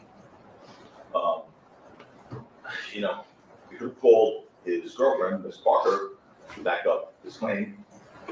Yes. She's probably busy doing what she does, but she didn't show up. Their burden to corroborate it with witnesses. I mean, the word of Relly, I think, is a fair question. There are a lot of things in this case that are going to be easy to corroborate of his word, if they're true. I'm going to show you a little list. Those sort of pull that together, but not yet. But there is no corroboration, and they couldn't. Lydia Parker could come in here and say, yes, I went back with him. We found 2 shell cases. She's still his girlfriend, apparently. No evidence whatsoever that he took the shell casing off the scene. While on that point, by the way, the photos taken with Relly's iPhone of the alleged shell casing, allegedly taken at the scene, but not until 11:45, an hour and a half afterwards, they had time date stamps on them. But what you didn't see from the prosecution was the GPS location data for those digital photos on Relly's phone line. I mean, they didn't show you, what else they didn't show you was GPS location data from Relly's iPhone to show you where Relly was on November 6, 2021. That would solve a lot of mysteries here. It's not like they couldn't have done it. GPS location data from Relly's iPhone, which they had. That would have answered all the questions. Could it corroborate it or not? After all, you heard that law enforcement, in this case, went out of their way to get a search warrant to obtain GPS location data for ASAP Ill's iPhone, just to show that he was, one, near Summit Avenue and Vista Del Mar about 10:12 p.m. on November 6th. It showed that in his location data. And he was near Rocky's residence at 11:11 p.m. that night. That from Detective Flores' testimony, lest there be any confusion.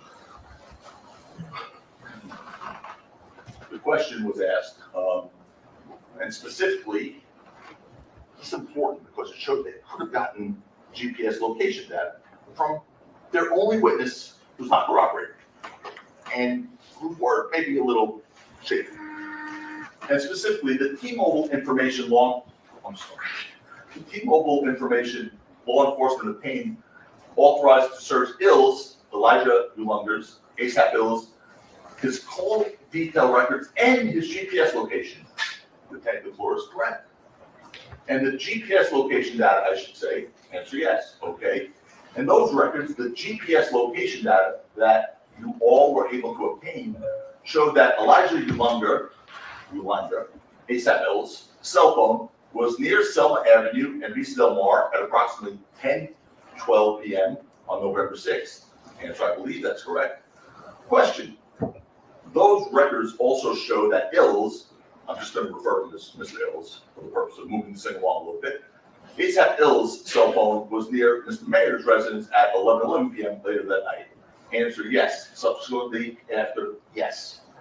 Well, what that shows you is that not only had they had the ability to do that, they in fact did it. But why just for Ills? Why not for Relly, who claims he came back and found shell casings? That would put an end to this mystery. Was he there? Was he with his girlfriend? Was he not there? You heard again. There was no dispute, by the way, about Ills that he was at Selma, Vista Del Mar and Selma that night during this. And you see him on video. And rather than looking to see where Ills was at 11:11 p.m., why didn't they use Relly's GPS data to show you where he was at 11:11 p.m.? Was that him? Was that not him? Did he ever go back at 11:45? This would have answered all your questions. Either corroborated the story or not. Would have put the lie to it again. It would have also shown you where those iPhone photos of the shell casings were taken. Instead, you have to take his word for it. You just have to take his word for it. Yes, they could have done it. They did it with Ills for some reason, but not for Relly. So just take his word for it. If the word of any witness ever deserved to be tested in this case, it's Relly. I mean, it's a man whose tongue is a stranger to the truth. And they could have easily corroborated his story or shown that his story was not true. They just didn't do it. I want to pause here so this really sinks in. Detective Flores told you that he wouldn't want anyone other than the police taking evidence from the scene because that could hamper and hinder an investigation. This is obviously fairly important. As a detective, I asked him, you'd agree when conducting an investigation of the alleged shooting, you wouldn't want anyone who's not law enforcement removing evidence or taking evidence from the scene, right? Answer, correct. Because that could hamper and hinder your investigation. Answer, it can.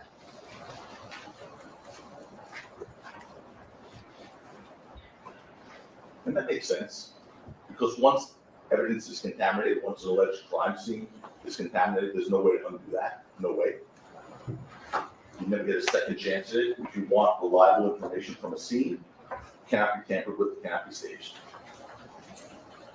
If it's staged, it's useless. It's pointless to review it, because whatever you see, you have to reject it. And that's exactly what Relly says he did here. And that's why it was even more important for the detectives to test his word by looking to corroborate it, but they never did that. To be clear, the prosecution just wants you to take Relly's word that he found shell casings at the scene. That's it, just take his word. After all, they presented to you nothing to corroborate it when they easily could have. And just ask yourselves, if Lydia Parker, Mr. Relly's girlfriend, could readily corroborate his claim, don't shake the word from her. The fact is, Relly didn't want her anywhere near the courtroom. Anywhere near the courtroom. Remember when I showed him a picture of Miss Parker, his girlfriend? And I said, is that your girlfriend? He said, I don't know. Is this Miss Parker?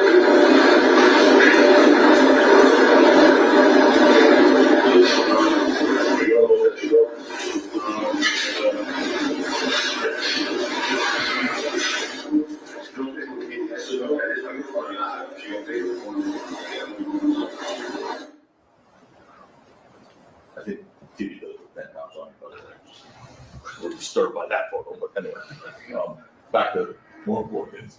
What he just said was, I don't know if that's my girlfriend. I'm just, anything he tells the truth about, I don't know if that's my girlfriend. That's not, I don't know. That's either yes or no. He couldn't recognize his girlfriend when he said, oh, she had makeup on. I mean, we're not talking about clown makeup, right? I mean, she literally said, I don't know if that's my girlfriend. Why lie about that? It's, aside from his name, I don't even know if that's really his name. Did he not lie about anything in this case? I mean, you know that wasn't truthful testimony. He didn't want the only person who could or couldn't corroborate his story to be anywhere near this courtroom. And I submit neither did they. The judge told you, we, the defense does not have the burden to do anything in this case. They do. They had the burden. We don't have to prove anything. We didn't have to introduce a single piece of evidence. We didn't have to produce a witness. That's what the laws of the United States and the Constitution demand that. But as a matter of fact, we had more substantive witnesses in this case to testify than the prosecution did. We want to give you the complete picture, all the evidence, because we want you to know the truth. And there's nothing to hide. Rocky did not commit a crime, not by a long shot. Why? Again, and we need the answer as to why they didn't show you the GPS records of Rocky, or they could have shown where he actually went after the incident. From the incident, where did he go for that hour and a half? And where did he take those pictures from? That would have been an important thing, especially if there's any question that that video may not have been shown to Pirelli returning, if that wasn't him returning to the scene at 11:09, 11:11. So where was he really at that time? Unfortunately, we don't ever get to know the answer, because they didn't get his GPS location information. We're just supposed to accept his word that he didn't go somewhere else to get checked. So we just have to accept it. And the judge gave you instructions on this about the credibility of the witnesses, and it's in your agreement to take it back with you there. But it says that a witness lies to you on an important fact of the case or this testimony. You can feel free to disregard the entire testimony of that witness, or you can just disregard that one fact and believe the rest. But he lied to you about so many crucial things. I'm not talking about his inconsistencies. Again, we'd be here until the summer. He lied to you about the most crucial facts in this case.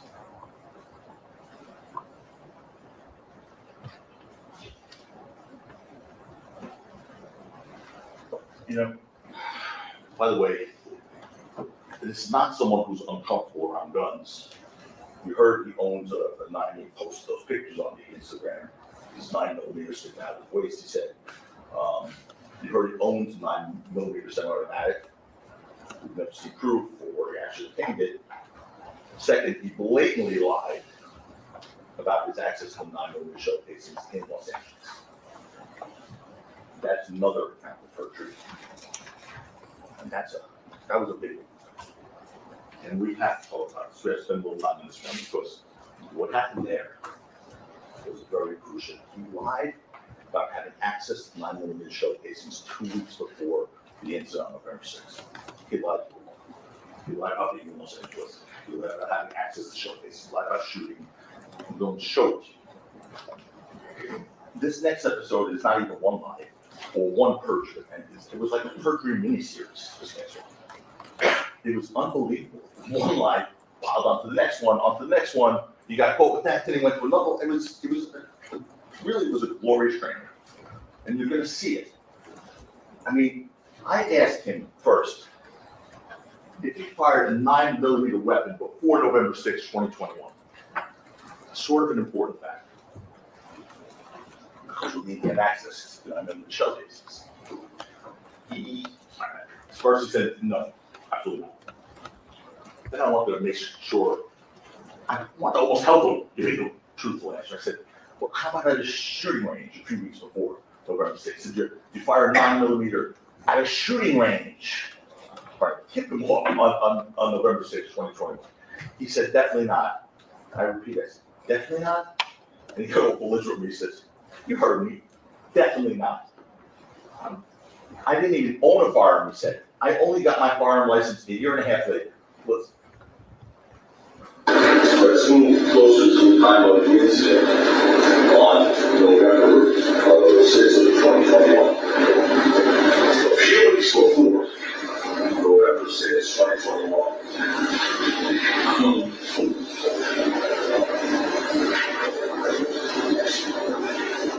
And a few weeks before, you testified that you found showcases at the scene.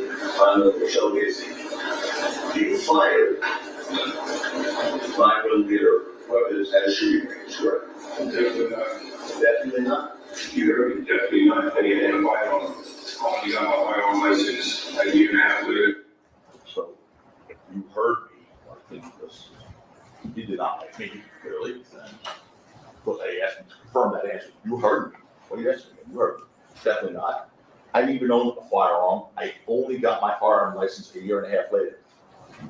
Lies, lies, lies, lies. And that's when we all saw the video of Mr. Efron firing a 9mm semi-automatic weapon on October 19, 2021, 2 weeks before the incident on November 6th. And I pointed out to Mr. Efron, I said, what you just told this jury was that before November 6, 2021, you didn't fire any guns because you didn't have your license. And they said, no, unless I was at a shooting range. And I said to him, sir, I just asked you, were you at a shooting range? And you said, definitely not. And I asked you again, and you said, you heard me, definitely not. He just made stuff up as he went along. Look at this. Mr. Efron, you just told the jury. I don't know what I'm doing, 316, 319, my name, I'll be here. Hold on. What you just told this jury was that before November 6, 2021, you didn't fire any guns. So you didn't have your license. You was just at a place, I was a shooting range. I mean, you just saw his testimony, which was about 1.5 minutes earlier, where I said, was that a shooting range release? Maybe he did that? Definitely not. Twice that. And then explain why it was definitely not, because he didn't even have his firearms license or whatever.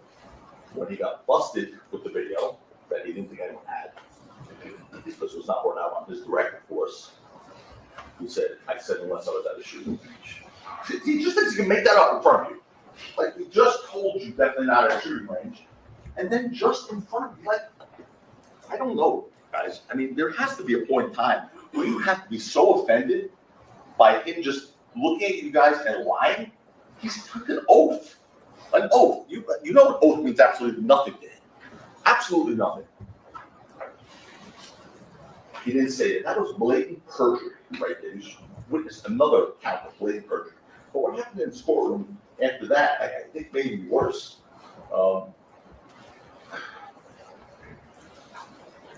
After, you're going to see it, what happened.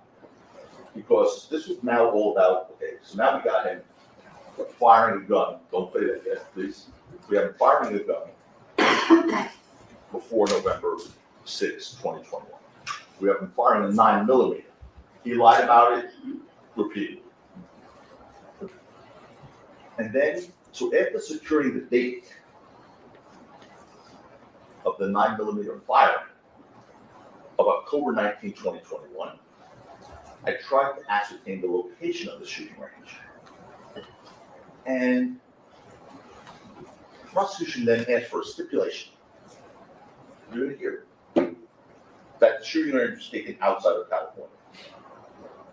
And the witness folks on the docket that. Let's look at this.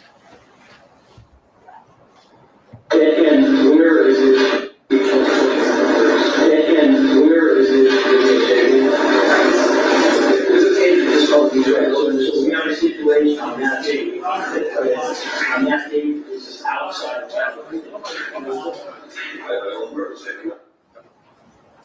There was this stipulation, but at the time, I believe all parties in good faith believed that the shooting range was outside of California.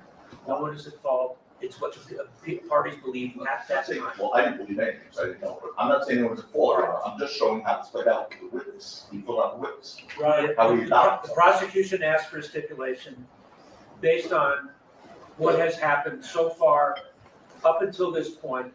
They believed in good faith that it was outside California. The fact that it wasn't came as a surprise, I believe, to everybody. Go ahead. Well, except witness, which is not all. Everybody at council table. Yeah, not that everyone counts it, I just want to, I just let this play out. How we New Jersey and stuff like that, like, I don't guess, it's not. The same objections, improper argument, that's. I explained to the jury. Go ahead. New Jersey and stuff like that, like, I don't guess, it's not. Next line. Okay. Last line was stop loss F, or not okay. So anyway, the witness then said, after hearing what we heard in the court with the banter, he then said, well, maybe it was probably New Jersey, something like that, but it's not LA. In fact, he was LA, for sure. He knew that. So, understand what just happened there. The witness, all of a sudden, after lying about all those things we just went through, and I don't have to repeat them again, then heard argument and said, oh, but it's not LA, it's maybe New Jersey. Because being in LA, that would have been a problem. But something happened over the weekend, little problem for Mr. Rose. See, on Sunday, between 2 p.m., and he was on Friday, that was on Friday. On Sunday, between 2 p.m. and 11 p.m., someone on Twitter posted a screenshot that you saw, heard about, of a video showing Relly at the shooting range that was played before you, alongside a picture of the Los Angeles Gun Club. Locations right there, it would say. Relly was tagged on that, everyone was tagged. So what does Relly do? Sometime between 2 o'clock and 2:50 that same day, immediately, he calls the prosecution and says, oh, I checked my Instagram account and I realized I was in Los Angeles on November 19, 2021. And I realized I was at a shooting range. And what's the reason the prosecution elicited from Relly as to why he made that discovery? Well, he was going back to check his Instagram account on whether the shooting range was in Los Angeles because he wanted to correct any mistakes he made to the truth. That's literally what he said to you. He really was concerned about making mistakes, so he wanted to make sure he checked his Instagram account to see if he made any mistakes. First of all, I asked him, see, your Instagram account doesn't have anything about gun range. And he started saying, that's not my Instagram account. Well, aren't you Relly boss? Yeah, but okay. Okay, thanks. I guess he didn't go bother checking all his other so-called mistakes that he made. Just that one that have to have a post busting him at 2 o'clock. Within minutes, he calls the prosecutor. He was tagged on the post. Within minutes, he called the prosecutor. What a coincidence. You know, what about all the other mistakes? What executives did you get Capitol Records and Universal Records that you no longer can meet because of what happened here? He couldn't mention the name of anyone he met with, but he said they were on his phone. He could check his phone. Oh, there you go. He was checking his phone to correct the record here. That didn't happen. How about the Miami property, Mr. Relly, that you invested in? I mean, last year, it was only last year, sir. You invested in Miami property. You posted on your Instagram. I asked him, which property in Miami did you invest in? I don't remember which property. Why? I mean, no one invests in property because you remember which property. Unless you're a gazillionaire, and that doesn't matter. And he's not. And then I asked him, well, how much did you invest in the property? I don't remember. He didn't go back and check that. So remember that, just remember that one, how that all played out here. When considering his credibility. Really told you, it's not that, there's so many things, the Miami robbery thing, that was just nonsense. But this was horrific. He got caught live. It's maybe New Jersey, definitely not LA. I went back and checked, it's definitely LA. That's clear perjury. So you know he didn't check his Instagram account, wanted to correct a mistake about whether the shooting range was in LA. That wasn't truthful testimony. You see him testify in the courtroom. The witness who told you, when he said definitely not, he was committing perjury, because that was his then answer. He cleared that up. I'm going to show you this in a second. When he said definitely not to me, I questioned him. I said, you said definitely not. Because then he got busted with the Twitter thing. And he said, well, yeah, I just made that up because I didn't want to answer any of my questions, any of your questions anymore.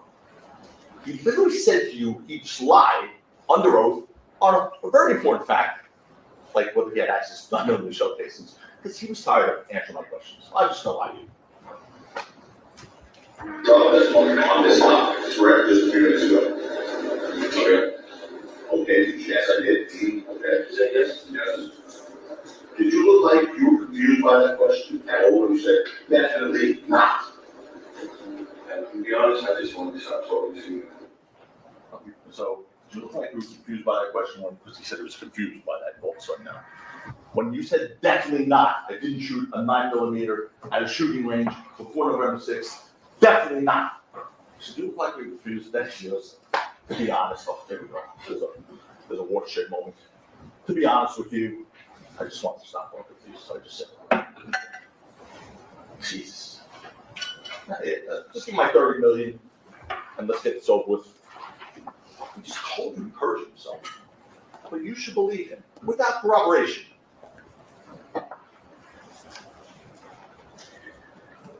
We all know it wasn't a mere coincidence that minutes after that post that he was tagged on, he called the DA. He called because he knew what was coming the next day on Monday morning. He knew it was coming.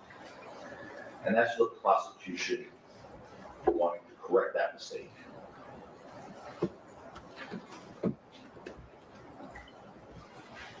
I'll hold that.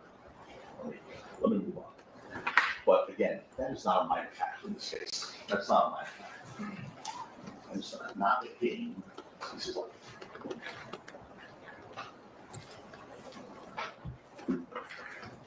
whether their so-called victim, Tyrell Efron, had access to 9mm shell casings just a few weeks before defense were found 2 9mm shell casings in Los Angeles. Yes, he did, in the same city. He had access in the same city.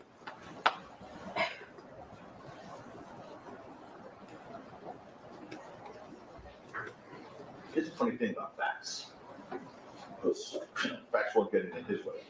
But the funny thing about facts is this, as John Adams once said in one of my favorite quotes. John Adams said, facts are stubborn things, and whatever may be our wishes or our inclinations, or the dictates of our passions, they cannot alter the state of facts and evidence. And you cannot alter the state of facts and evidence, no matter what Relly tells you, no matter how you want to interpret his testimony, no matter what they say. So with this evidence, ask yourselves, ladies and gentlemen, did Relly first lie to you about going to a shooting range where he had access to 9mm shell casings, and then lie to you again about having access to those 9mm shell casings here in Los Angeles? I mean, why would he do that? Why would he lie about those two things? There'd be no reason for him to lie about that unless it was to cover up something about those 9mm shell casings he claims he recovered. No reason to lie about that. You know exactly what happened, why he lied about it. As the police found when they got there, there was no shell casings there because he had a cop gun. He had a cop gun, as unimpeached witnesses told you. And he claims that he got these shell casings from the scene an hour and whatever later, a half later. And then he held them for 2 days, gave them to the police 2 days later. when his extortion attempts failed, one thing's clear, the prosecution has not proven beyond a reasonable doubt that Relly did not get those shell casings from somewhere other than the scene. They did not prove that beyond a reasonable doubt. And that's enough. That's beyond the fact that Relly had access to shell casings in Los Angeles now that we know what you lied about. The prosecution presented no evidence, zero evidence whatsoever trying to corroborate Relly's claim that he actually found those shell casings at the scene. None. Not William Parker, not GPS location data, stuff that would have done it pretty quickly, pretty easy. Not video. Relly first said that it was fake. When I showed him that video, it was fake.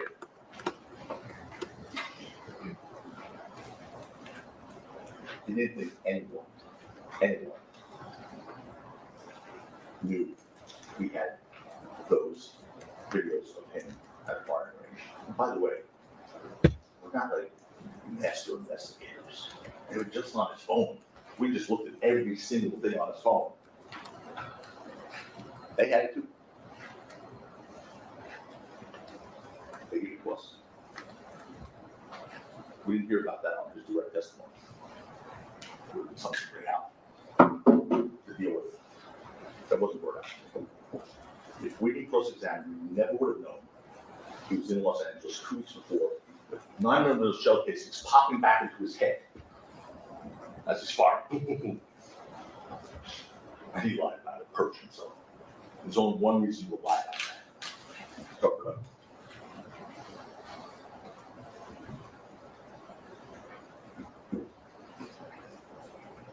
Heard about the magazine, and we'll get that magazine. The Block 43, Mr. Chris Long spent a lot of time on today. And there was no effort made to test. Now, you heard the judge, he instructed that 2 weeks, I think it's 3 weeks ago now, he instructed there'll be no testing on that. 3 weeks ago, right after the trial started, 3 weeks ago, no testing. Here, going forward, great. That's January 2025. What about 2021, 2022? Well, not 2021, because they recovered in 2022, let me be fair. 2022, 2023, 2024. 3 years they had to take that magazine that they recovered and test it to the bullets recovered. They didn't do that. They spent their efforts having a ballistics expert come in, show you a very nice PowerPoint presentation, which in the end proved only that the shell casings possibly, there's that word again, possibly came from an aftermarket slide for a firearm frame that could possibly have been compatible with the Glock 43, or not possibly. I mean, literally, that was the import of that testimony. Possibly could have come from an aftermarket slide for a firearm frame that could have possibly, this is his testimony, possibly been compatible with the Glock 43 magazine, or possibly not. That was the ballistics expert's testimony. Possibly or possibly not is definitely not proof beyond a reasonable doubt. In any event, Lou Levin told you that the Glock 43 magazine was his. He explained why it was his. Whether they want to mock him, mock his answer, he was in Rocky's house after they planned to go to a shooting range. He told you he had bought it, he owned the Glock 42. And magazines are stored all next to each other, 42s, 43s, and all that stuff. Lou told you. I don't know anything about this stuff personally. But he went to the store to buy accessories. He mistakenly grabbed a Glock 43 magazine because they're all different models of Glock. The magazines are all stored together, he told you. He told you he didn't realize it until he tried to load it at Rocky's house in preparation for going to a shooting range. And then when his .380 caliber Glock 42 ammunition didn't fit, he tried 9mm ammunition from his Smith & Wesson, which he did, from his testimony. And of course, that magazine didn't fit any of his firearms. He left it at Rocky's house. Why? Why not return it? He told you. It was over an hour away where he purchased the thing. It would have cost more in gas than the $20 it cost him for that magazine. But one thing you know, despite all the questions from the prosecution, Mr. Lewin, They did absolutely nothing to refute or contradict his testimony. Absolutely nothing. Because it was true. I mean, at one point, he told you that magazine was never used. We have it.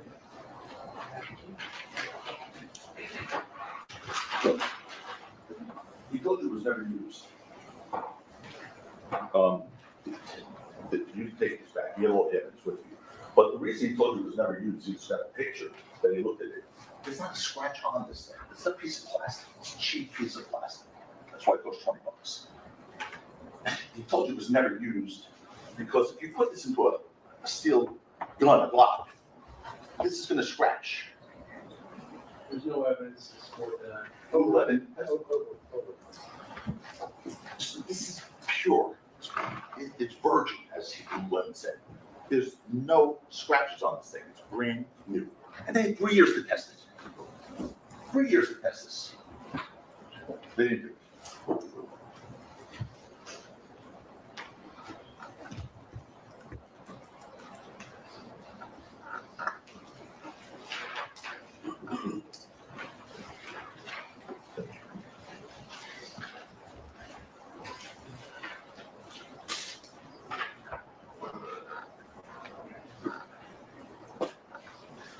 Not only did they not connect really shell casings to the magazine in Rocky's house, they didn't connect those shell casings to Rocky himself.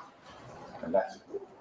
You heard that law enforcement submitted those shell casings for fingerprint analysis and found absolutely none on there. And I asked the detective Flores if you could find fingerprints on a piece of metal, right? And pretty easily said yes. So they submitted Rocky's fingerprints for fingerprint analysis against the shell casings, and they found none. So they tried to make excuses for that, because that's another fact that's not good. So they tried to make excuses, like, can I hold those bullets?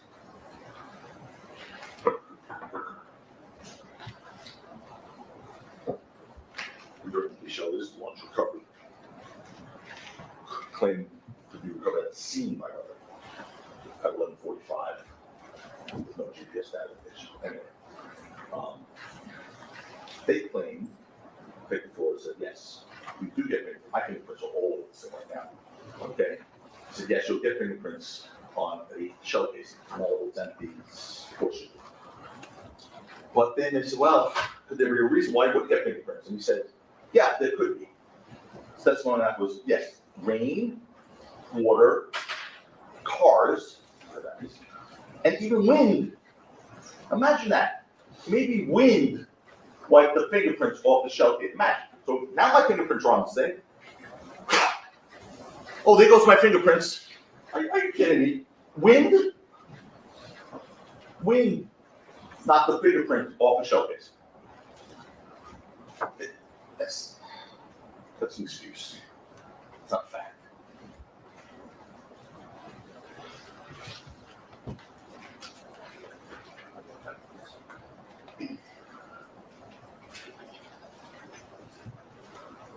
There was one other explanation by Detective Flores that makes a lot more sense. He said, well, human contamination, like someone wiping fingerprints off the shell casings, that could do it. And you know that after those shell casings were, yes.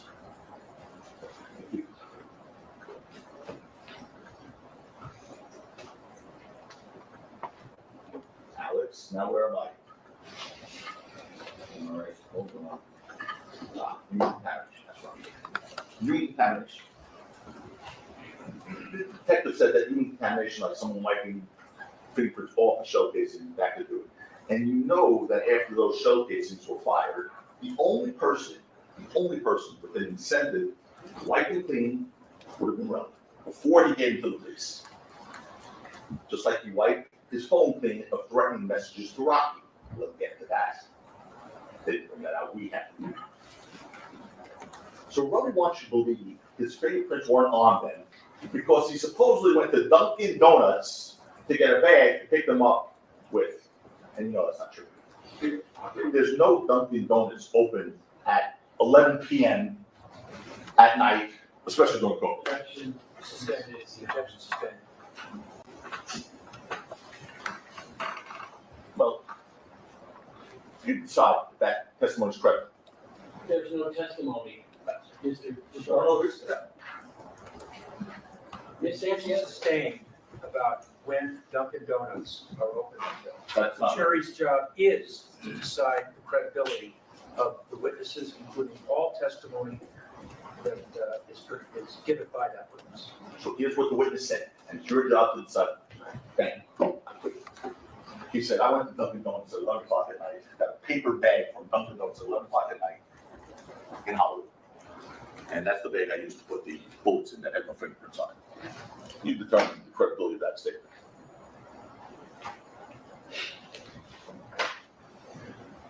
He came in here and told you that. You also heard that law enforcement took Rocky's DNA. They actually took his DNA, despite Detective Flores saying that DNA was necessary as part of their investigation. He had to swear that to a judge. They never compared it to the shell casings, or even the magazine recovered at Rocky's house. That might help. They didn't do that. For that matter, you know that Relly's 9mm shell casings were different than the 9mm shell cartridges found in that magazine. You've seen that picture a hundred times. Completely different brands. The ones in the Relly said he found were Federal cartridge. Blue Levin's cartridges were made by Sig Sauer. Completely different. Again, on that point, you heard the magazine was never used, was fully loaded, meaning 2 cartridges were not missing from it, but they were different bullets anyway, so it doesn't matter. There doesn't be any question that that Glock magazine in Rocky's house was not the magazine seen in the video on November 6, 2021. All you have to do is look at your own eyes. All you have to do is look at your own eyes. So to get to this part, I think we can stop it, but let me just go through this last thing. The Glock magazine seen in the video is different. The Glock magazine recovered, which we just showed you actually, is a Glock 43 and it's black. Black, that's the magazine. The magazine that you're going to see in Rocky's prop gun on November 6th was not black. It was extended, as Lou Levin told you, to look more intimidating, because it was a little thing, Glock. And if you look at it, you're going to see what it was. But don't forget, 12 and Lou both said, and the prosecution sort of mocked this somehow in their summation, they said, oh, conveniently, they both identified the belt and the extended magazine. So they both could identify, the thing. They conveniently came up with these 2 different things to be able to say it was the same prop. Not conveniently. Look at the picture. That's what it was. Lou put it together and probably saw it.